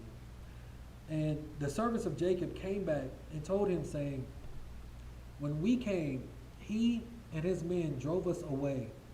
And thus did Shechem do unto Dinah before our eyes. And Jacob knew, moreover, that Shechem had defiled his daughter, but he said nothing, and his sons were feeding his cattle in the field. And Jacob remained silent until their return, right? Returns. So now verse 16. And before his sons came home, Jacob sent 2 maidens from his servants' daughters to take care of Dinah in the house of Shechem, and to remain with her. And Shechem sent 3 of his friends to his father Hamor, the son of Chiddekem, the son of Pered, saying, get me this damsel for a wife. He sent 3 people to his father, hey man, go get me this woman, I want a wife. And Hamor, the son of Chiddekem, the Hivite, Hivites, Horites are synonymous, and they can be Hittites, to the house of Shechem, his son.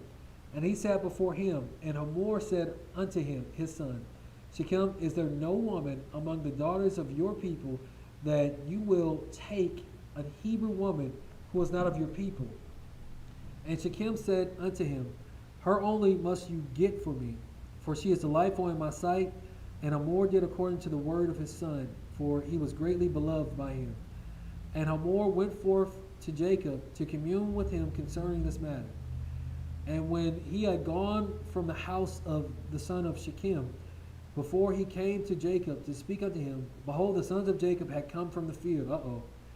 And as soon as they heard the thing that Shechem, the son of Hamor, had done, and the men were very wroth, were very much grieved concerning their sister, and they all came home fired with anger before the time gathering in their cattle. So they hot, 38 hot. Wouldn't you be? Boy.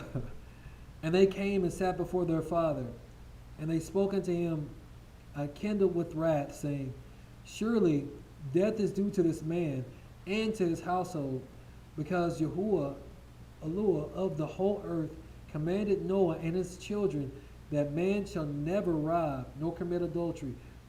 Now behold, Shechem has both ravaged and committed fornication with our sister. And not one of all the people of the city spoke a word to him, because they all knew. Yeah. They all knew. Surely you knowest and understandest that the judgment of death is due to Shechem and to his father and to the whole city on account of the thing which he has done. And whilst they were speaking before their father in this matter, behold, Hamor, the father of Shechem, came to speak to Jacob. So he showed up right as they're talking about it. Jacob, the words of his son concerning Dinah. And he sat before Jacob and before his sons. And Hamor spoke unto them, saying, The soul of my son Shechem longeth for your daughter. Now, how bold is that? Like, I don't care about none of that. Like, he just raped my daughter. I don't care what Look, he did. he didn't rape my sister. Like, we don't care about none of that. Yeah. We don't care about none of that, boy. For your daughter, I pray you give her unto him for a wife, and intermarry with us. Give us your daughters, and we will give you our daughters. And you shall dwell with us in our land, and we will be as one people in the land. For our land is very extensive, so dwell you and trade therein, and get possession in it, and do therein as you desire.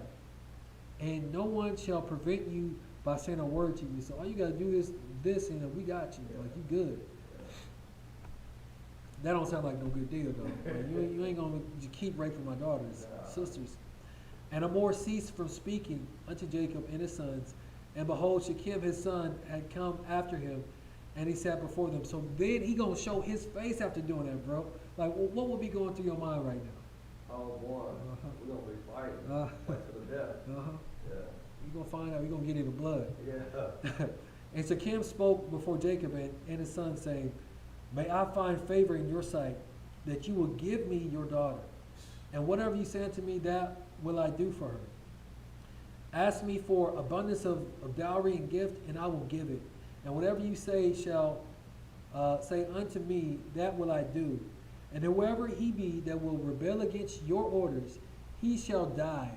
Only give me the damsel for a wife.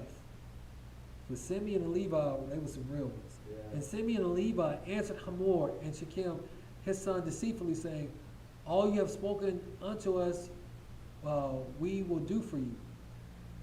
And behold, our sister is in your house, but keep away from her until we send to our father Isaac, to their grandfather, concerning this matter, for we can do nothing without his consent, right? So they're being very tricky right now. If you don't mind, go ahead. All right.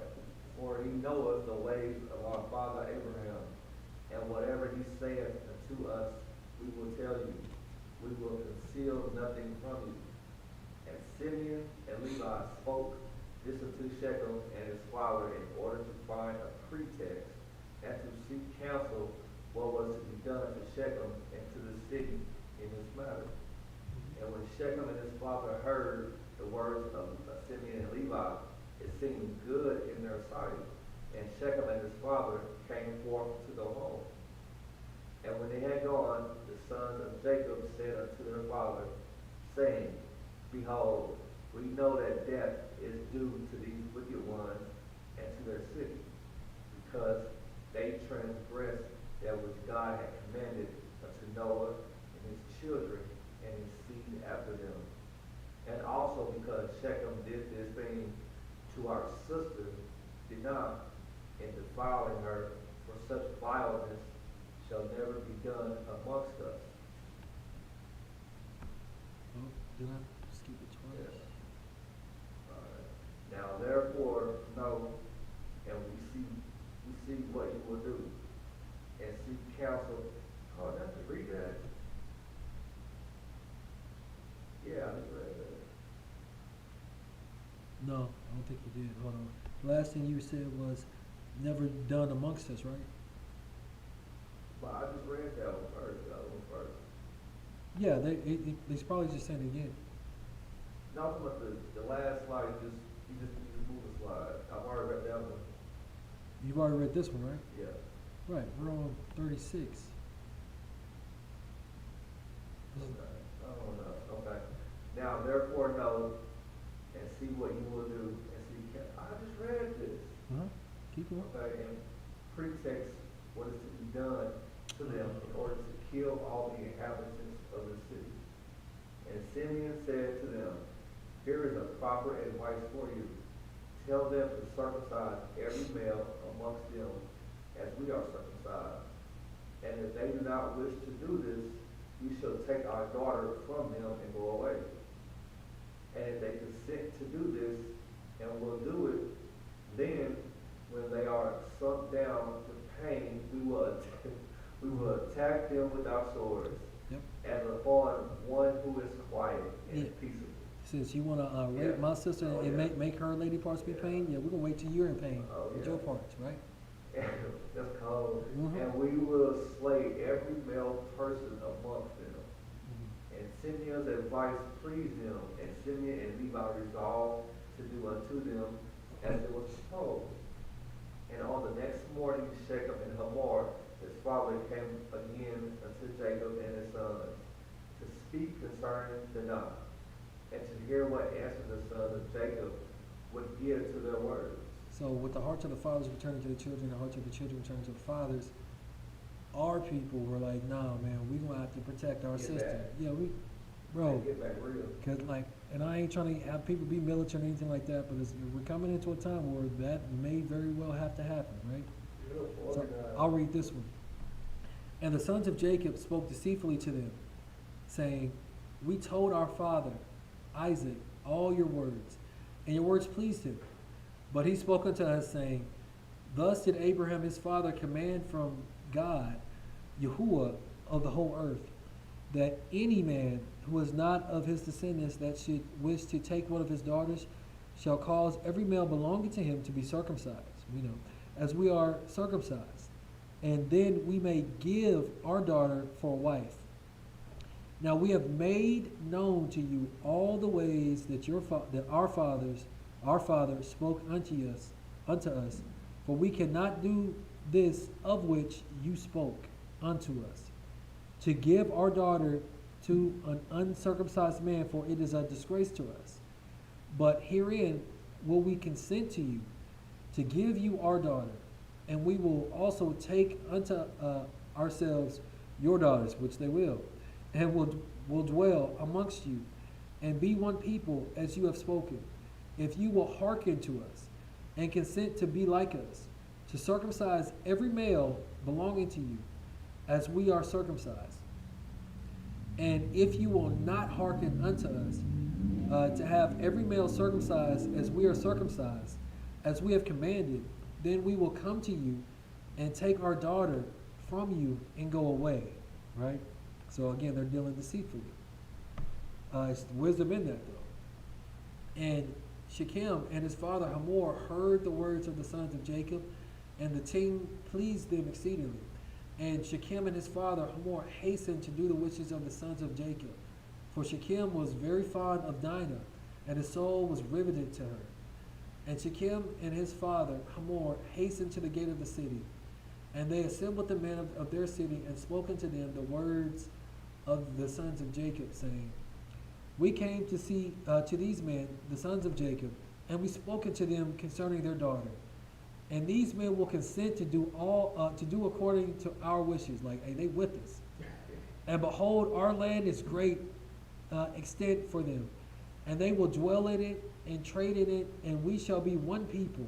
We will take their daughters, and our daughters will be give unto them for wives.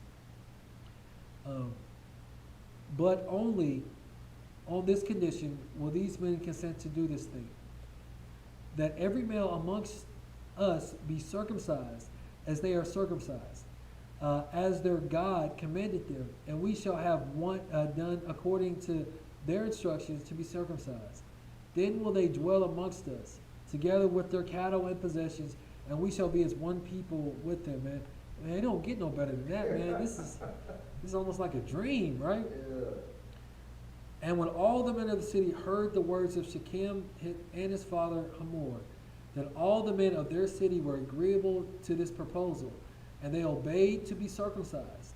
For Shechem and his father were greatly esteemed by them, being the princes of the land.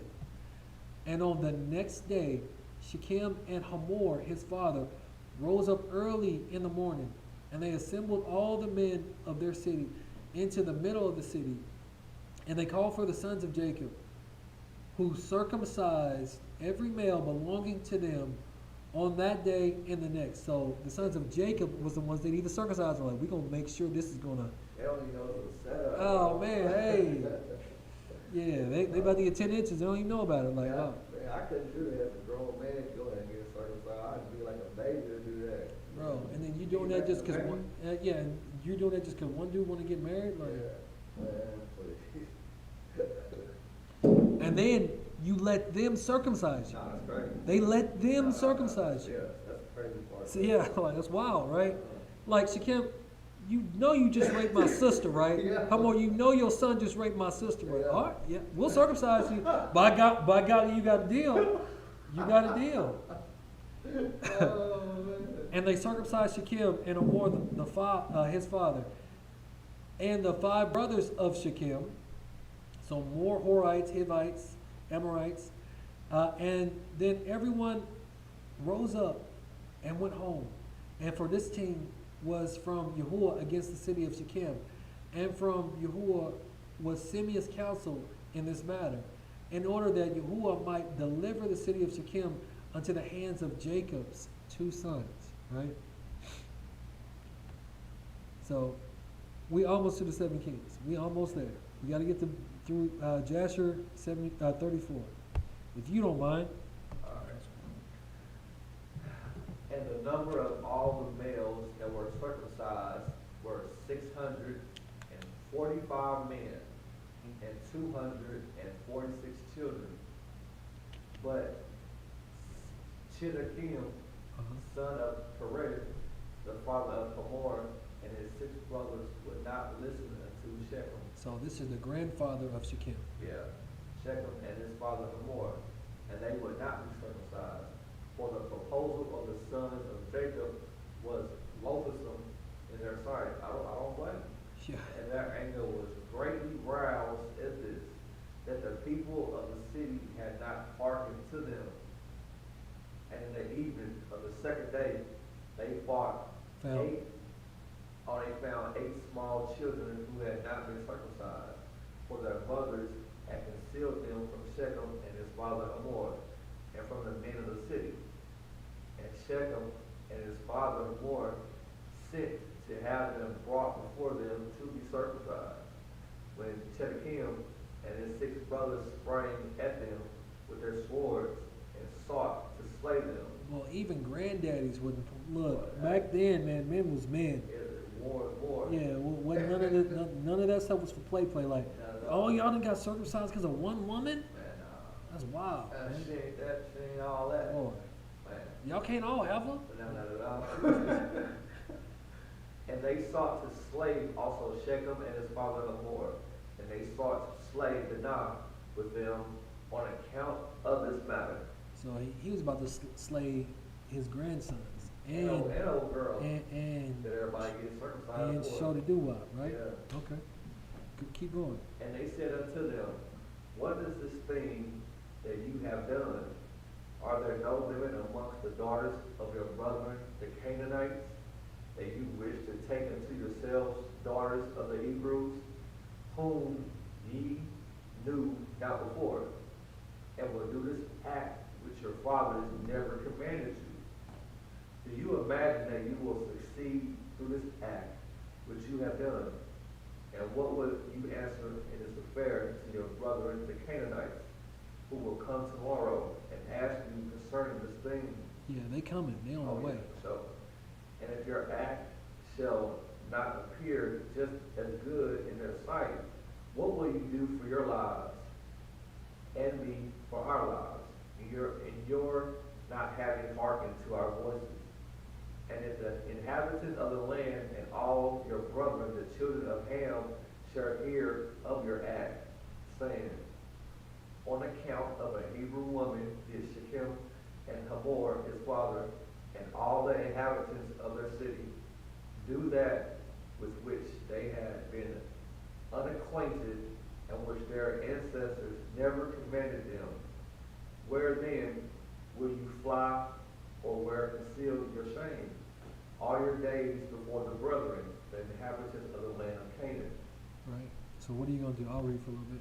And it says, now therefore we cannot bear up against this thing which you have done, neither can we be burdened with this yoke upon us, which our ancestors did not command us. Behold, tomorrow we will go and assemble all our brethren, the Canaanitish brethren who dwell in the land of Canaan. So now it's not Canaanite, now it's Canaanite-ish. You start seeing that, you know, a lot of these people weren't. Anyway, and we will all come and smite you, all those who trust in you, that there shall not be a remnant left from you or them. And when Hamor and his son Shechem and all the people of the city heard the words of Chedekah, their grandfather, and his brothers, they, so that's his uncles, they were terribly afraid of their lives at their words, and they repented of what they had done. And Shechem and his father Hamor answered their father Chedekah and his brethren, and they said unto them, all the words which you spoke unto us are true. Now do not say, nor imagine in your hearts that on account of the love of the Hebrews we did this thing that our ancestors did not command us. So now they're trying to smooth it over. But because we saw that it was not their intention and desire to accede to our wishes concerning their daughter as to our taking her, except on this condition, so we hearkened to their voices and did this act which you saw, in order to obtain our desire from them.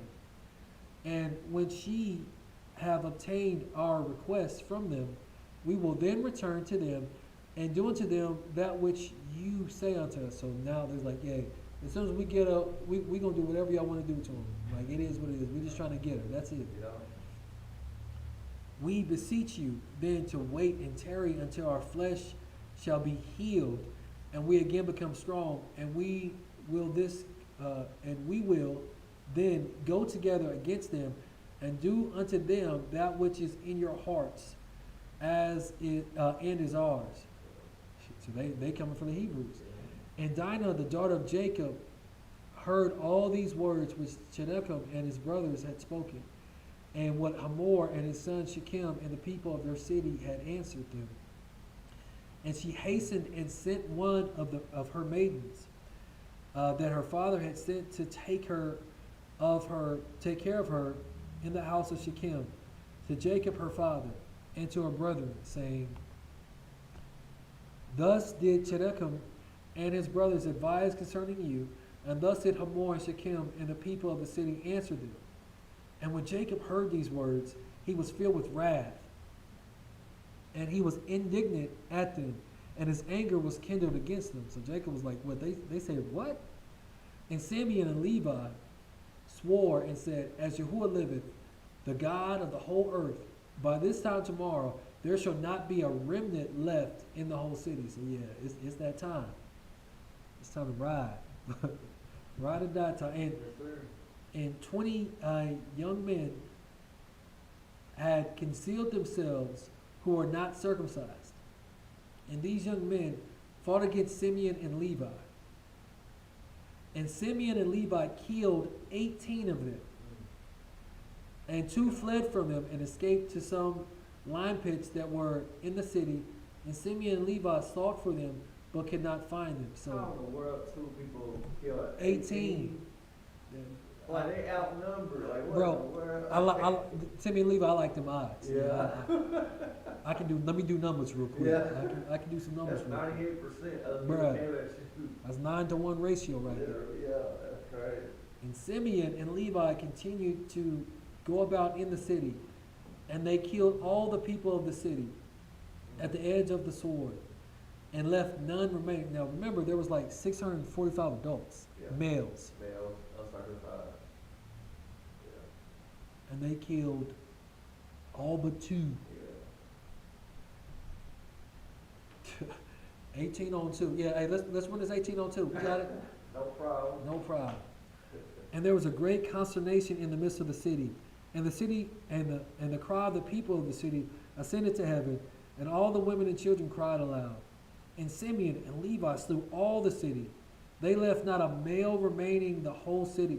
So even still, okay, 18 to 2, that's impressive. Yeah. But you start killing 600. people are going to wake up. Yeah. So y'all still kill over 600 people with 2 of y'all? 600 men. Yeah. Right. Whole city. And they slew Hamor and Shechem, his son, at the edge of the sword. And they brought away Dinah from the house of Shechem, and they went from there, because Dinah was a real one. And the sons of Jacob went and returned, and came upon the slain, and spoiled all their property which was in the city and the field. And whilst they were taking the spoil, 300 men stood up and threw dust at them, and struck them with stones. When Simeon turned to them, and he slew them all with the edge of the sword. And Simeon turned before Levi and came to the city. So our people, like, we didn't play that. Like, they was about that action. It wasn't about all the talk. It wasn't about all the sweet words. Yeah. 2 of you can kill 18. 1 can mess around and kill 300. Yeah. That's when the fear and the dread of the Most High is on you. The fear and dread of Yahuah. And then it says, and they took away their sheep and their oxen and their cattle, and also the remainder of the women and little ones. And they led all of these away. And they opened a gate and went out and came unto their father Jacob with vigor. They was happy. And when Jacob saw all that they had done to the city, and saw the spoil and, that they took from them, Jacob was very angry at them. And Jacob said unto them, what is this that you have done to me? Behold, I obtained rest among the Canaanite Ish. And why is it Ish and why is it not Canaanites? Yeah. Inhabitants of the land, and none of them meddled with me. And now you have done to make me obnoxious to the inhabitants of the land among the Canaanites and the Perizzites, and I am but a small number. And they will assemble against me and slay me when they hear of your work with their brethren. And I and my household will be destroyed. So when we read in Genesis 34, all that stuff happened and there wasn't really any determination. We had to go to the book of Jubilees to find that out, right? And Simeon and Levi and all their brothers with them answered their father Jacob and said unto him, behold, we live in the land, and shall Shechem do this to our sister? Why are you silent at all that Shechem has done? And shall he deal with our sister as with the harlot in the streets? Is our sister for the streets? Is that what you're trying to say? Not at all. And the number of women whom Simeon and Levi took captives from the city of Shechem, whom they did not slay, was 85 who had not known men. So 85 virgins. If you don't mind, go ahead. All right. And amongst them was a young damsel of beautiful appearance and well favored, whose name was Bunah. And Simeon took her for a wife. And the number of males which they took captives and did not slay was 47 men, and the rest they slew.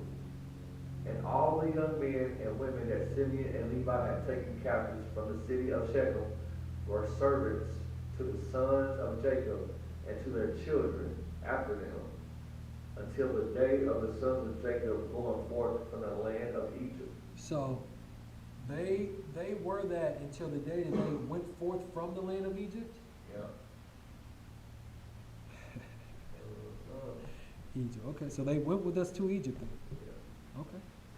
And when Simeon and Levi had gone forth from the city, the 2 young men that were left, who had concealed themselves in the city, and did not die amongst the people of the city, rose up And these young men went into the city and walked about in it, and found the city desolate without men, and only women weeping. And these young men cried out and said, Behold, this is the evil which the sons of Jacob, the Hebrew, did to this city, in their having this day destroyed one of the how you say that? Canaanite-ish. Canaanite-ish cities, and were not afraid of their lives of all the land of Canaan. And these men left the city and went to the city of Tapnach. And they came there and told the inhabitants of Tapnach all that had befallen them, and all that the sons of Jacob had done to the city of Shechem. And the information reached Yahuah, king of Tapnach, and he sent men to the city of Shechem to see those young men. For the king did not believe them in this account, saying, How could two men lay waste such a large town as Shechem? Bro, that's why the fear and the dread of Yahuah comes upon you. Because, like, two guys did there? Like, wait, that makes no sense. wait, the whole city? The whole You mean city. just a couple of men, right? You mean they all dead? They all did. You two were telling me that 2 men and killed all of y'all. Yep. I don't believe it. Nah, man, y'all lying. Somebody lying. Yeah. That's Somebody cap. lying. That's cap. And the messengers of Yahuah came back and told him, saying, We came unto the city, and it is destroyed. There is not a man there, only weeping women, neither is any flock of cattle there, for all that was in the city the sons of Jacob took away. And Yahuah wondered at this, saying, How could 2 men do this thing to destroy such a large city, and not one man able to stand against them? For the like has not been from the days of Nimrod. So, this ain't never been done. This ain't never happened. Never, ever. Ever, For ever. the like has not been done from that. For the like has not been from the days of Nimrod. And Nimrod was a mighty man doing Yeah, all he kind of was. stuff. Yeah, mighty hunter. And not even from the remotest time has the like taken place. And Yahuah, the king of Tapnach, said to his people, Be courageous, and we will go and fight against these Hebrews, and do unto them as they did unto the city. And we will avenge the cause of the people of the city. So they coming to get it in blood. Yeah. You better get back. And Yahuah, king of Tapnach, consulted with his counselors about this matter. And his advisors said unto him, Alone thou wilt not prevail. The fear and the terror of Yahuah was upon them. Hey. They said, Alone thou wilt not prevail over the Hebrews. Oh, phone it like, hey, you might that ain't it. That no. Man, he probably like, what? Like, how do you figure that? I got a big army. I mean, our city's How we got to be gonna bigger lose? than that. Like, how we gonna lose? What you He mean? Man? said, you gonna lose against the Hebrews. You might not lose, but you gonna lose. Yeah, Like, yeah, lose bad. Man, that's crazy. For they must be powerful to do this work to the whole city. If 2 of them laid waste the whole city, and no one stood against them, surely if thou wilt go against them, they will all arise against us and destroy us likewise. Like, hey man, like I'm I don't want to die. Yeah, I ain't got a death wish. 2 of them, like again, like Tapnach, you ain't it. Like you are not Himothy. You are not Himothy. Read one more slide and then I'll swap out. Alright. But if thou wilt send to all the kings that surround us, and let them come together, then we will go with them and fight against the sons of Jacob. Then wilt thou prevail against them. And Yahuah heard the words of his counselors, and their words pleased him and his people. And he I wonder why it pleased so. Oh, okay. It's all come together. Yeah, okay. I love it when a plan comes together. All right. So you don't want to just use your country, you want to use other countries. Oh, I'm just trying to make for sure. Yeah, I like that. I like. I want to those make ones. sure we win Yeah. against 2 Look, people. I want to overwin. Yeah. Yeah. That's crazy. And Yahuah heard the words of his counselors, and the words pleased him and his people. And he did so. And Jashub, king of Tapnach, said to all the kings of the Amorites that surrounded Shechem and Tapnach, saying, Go up with me and assist me, and we will smite Jacob the Hebrew and all his sons, and destroy them from the earth. For thus did he do to the city of Shechem, and do you not know of it? And all the kings of the Amorites heard the evil that the sons of Jacob had done to the city of Shechem. Spreading like wildfire. The fear and the terror of Yahuah. And they were greatly astonished at them. And the 7 kings of the Amorites assembled with all their armies, about 10,000 men with drawn swords, and they came to fight against the sons of Jacob.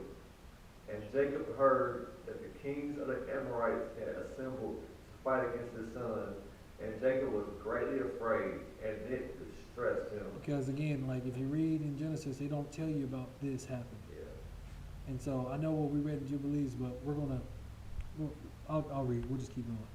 It says, and Jacob exclaimed against Simeon and Levi. He mad, boy. He hot, saying, "What is this act that you did? What you done, boy? Yeah. Why have you injured me?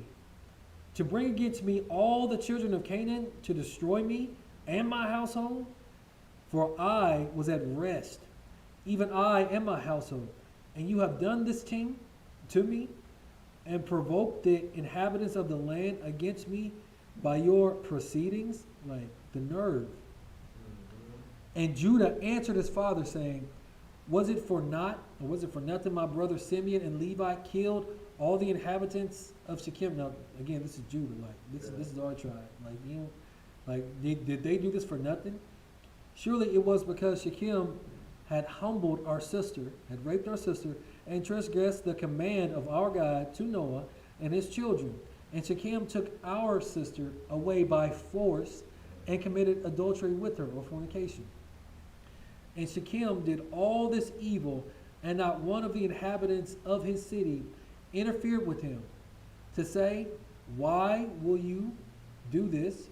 Surely for this my brother went and smote the city, and Yahuah delivered it into their hands, because its inhabitants had transgressed the commands of our God.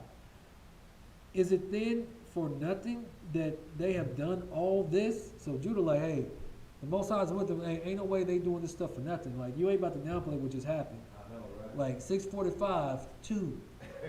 I like our numbers. Yeah. And now, why are you afraid or distressed? Judah, he was a real one. What you scared of? And why are you displeased at my brothers? And why is your anger kindled against them? Why are you mad at them?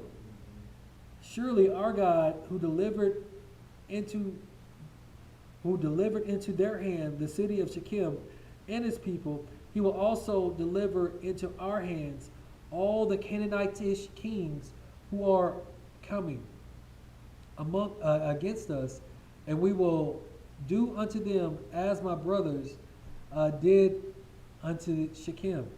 So Judah, he ain't got no fear in his body, boy. He a real one. Again, he a real one. Now, be tranquil, calm down about them, and cast away your fears. But trust in Yahuah our God, and pray unto him to assist us and deliver us, and deliver our enemies into our hands.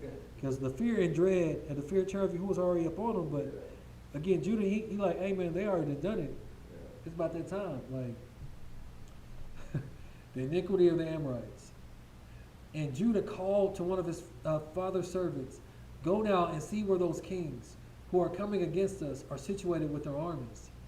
And the servant went and looked afar off, and went up opposite Mount Sihon, and all the camps of the kings standing in the fields.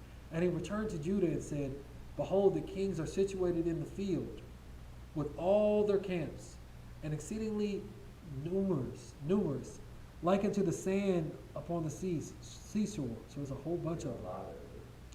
And Judah said unto Simeon and Levi and unto all his brothers, strengthen yourselves and be sons of valor. Be sons of valor. For Yahuah our God is with us. Do not fear them. So this ain't the time to be scared. Like, We got work to do. Stand forth, each man, girt with his weapon of war, his bow and his sword, and we will go and fight against these uncircumcised men.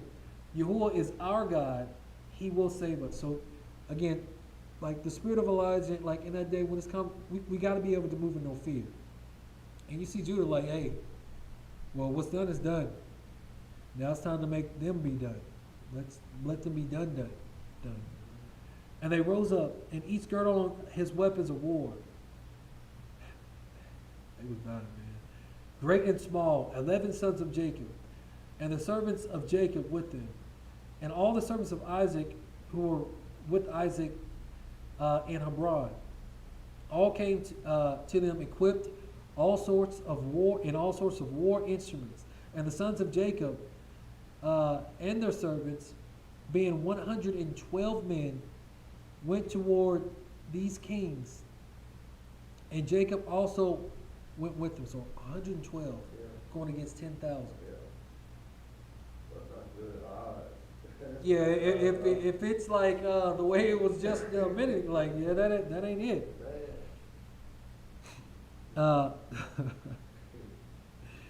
And the sons of Jacob sent unto their father Isaac, the son of Abraham, to Hebron. The same is Kireth Arba, saying, Pray, we beseech you, for us unto Yahuah our God, to protect us from the hands of the Canaanites who are coming against us, and to deliver them into our hands. And Isaac, the son of Abraham, prayed unto Yahuah for his sons, as he said, O Yahuah, God, you did promise my father, saying, I will multiply your seed as the stars of heaven. And you did also promise me and establish your word, now that the kings of Canaan are coming together to make war with my children, because they committed no violence, right? Now therefore, O Yahuah, God of the whole earth, pervert, I pray you, the counsel of these things, that they may not fight against my sons. So this is the prayer of a righteous man, that they will not fight against his sons. Now, we know that fear and terror is already mounted, like, a tap knock, hey, you better go and get your buddies. Yeah. You ain't enough. And impress the hearts of these kings and their people with the terror of my sons, and bring down their pride, and that they may turn away from my sons. So that's his prayer. And with thy strong hand and outstretched arm, deliver my sons and their servants from them. For power and might are in your hand to do all this. And the sons of Jacob and their servants went down toward these kings, and they trusted in their God, Yahuah. And while they were going, Jacob, their father, also prayed unto Yahuah and said, O Yahuah God, powerful and exalted God, who has reigned from days of old, from thence till now and forever. You art he who stirreth up wars and causeth them to cease. In your hand are power and might to exalt and to bring down. O may my prayer be acceptable before you, that you mayest turn to me with thy mercies, to impress the hearts of these kings and their people with the terror of my sons, and terrify them and their camps. And with thy great kindness deliver all those that trust in you. For it is you who can bring people under us and reduce nations under our power. So they didn't trust in their power, even though all that they had done, right? They trusted in Yahuah. So we're almost done. The last one, Jasher 35, almost done. If you don't mind, start us out and I'll finish it. And all the kings of the Amorites came and took their stand in the field to consult with their counselors what was to be done with the sons of Jacob. for they were still afraid of them. They was afraid of They them, were huh? scared. Seven kings. They were yellow bellied. Yellow bellied cowards. Yeller. For they were still afraid of them, saying, Behold, 2 of them slew the whole of the city of Shechem. And the Lord heard the prayers of Isaac and Jacob, and he filled the hearts of all these kings advisors with great fear and terror, that they unanimously exclaimed. The fear and Are terror. they all scared? They scared too. All of Yeah. Are you silly this day? them. You stupid? Yeah, Are you dumb? Are you Are silly you this dumb? day? Or is there no understanding in you? And you will fight with the Hebrews, and why will you take a delight in your own destruction this day? Are you dumb? Are you happy that you're going to be killed today? Like, You taking stupid pills or yeah, something? you would left out. Behold, 2 of them came to the city of Shechem without fear and terror, and they killed all the inhabitants of the city, that no man stood up against them. And how will you be able to fight with them all? Surely you know that their God is exceedingly fond of them, and has done mighty things for them, such as have not been done from days of old. Now, this is before Moses. Right? Yeah. Okay. And amongst all the gods of the nations, there is none can do like unto this mighty deed. Yeah, it's the same guy. Yeah, he's still there. Yeah. You wait on you. Yeah, I know. We're almost done. Surely he delivered their father Abraham, the Hebrew, from the hand of Nimrod, and from the hand of all his people who had many times sought to slay him. He delivered him also from the fire in which King Nimrod had cast him, and God delivered him from it. And who else can do that? And who else can do the like? You know what it says? Yep. And who else can do the like? Surely it was Abraham who slew the 5 kings of Elam when they had touched his brother's son in those days, dwelt in Sodom. Oh, wow. Mm-hmm. Abraham. That's crazy. You didn't know that? No. Yeah. Look, bro. That's Like, disgusting. what? That's crazy. Because it's Sodom. I mean, you know. No, it was a city called Sodom. Yeah, no, Sodom and Gomorrah. Mhm. Yeah. Yeah. And took his servant that was faithful in his house, and a few of his men, and they pursued the kings of Elam in one night and killed them, and restored to his brother's son all his property, which they had taken from him. And it was at night also that they did that too. Okay. And surely you know the God of these Hebrews is much delighted with them, and they are also delighted with him, for they know that he delivered them from all their enemies.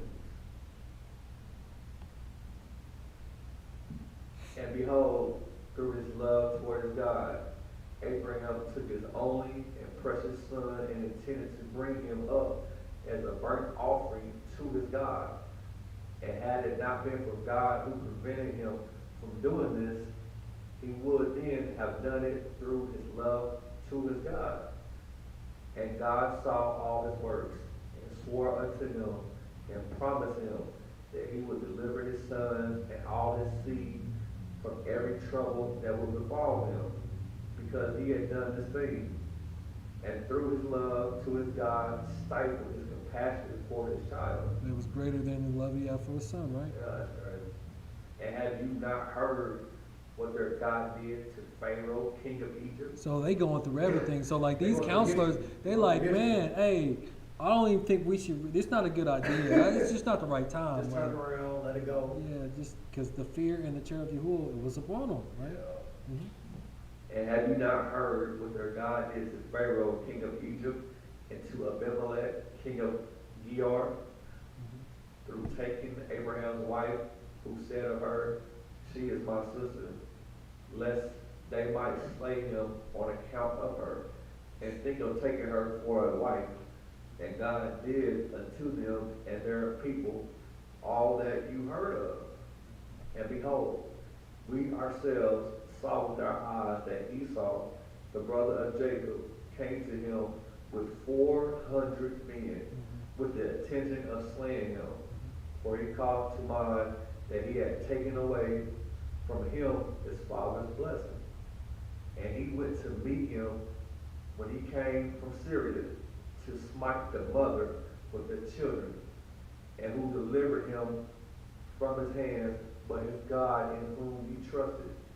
He delivered him from the hand of his brother, and also from the hand of his enemies, and surely he again will protect him. It's crazy how they know about Esau. Okay, I'll read. Who does not know that it was their God who inspired them with their strength to do to the town of Shechem the evil which you heard of? It could then be with their own strength that two men could destroy such a large city as Shechem, had it not been for their God in whom they trusted. He said and did unto them all this to slay the inhabitants of the city in their city. And can you then prevail over them who have come forth together from your city to fight with the whole of them, even if 1,000 times as many more should come to your assistance? Even if we had 1,000 times as many of them, I don't think we can do it, man.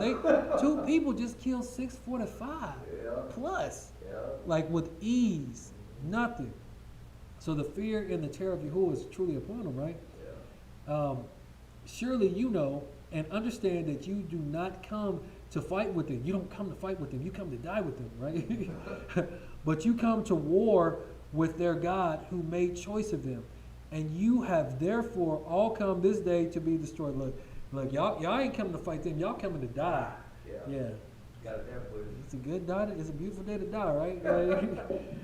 Now, therefore, refrain from this evil which you are endeavoring to bring upon yourselves. And it will be better for you not to go to battle with them, although they are but few in numbers, because their God is with them. So they already know.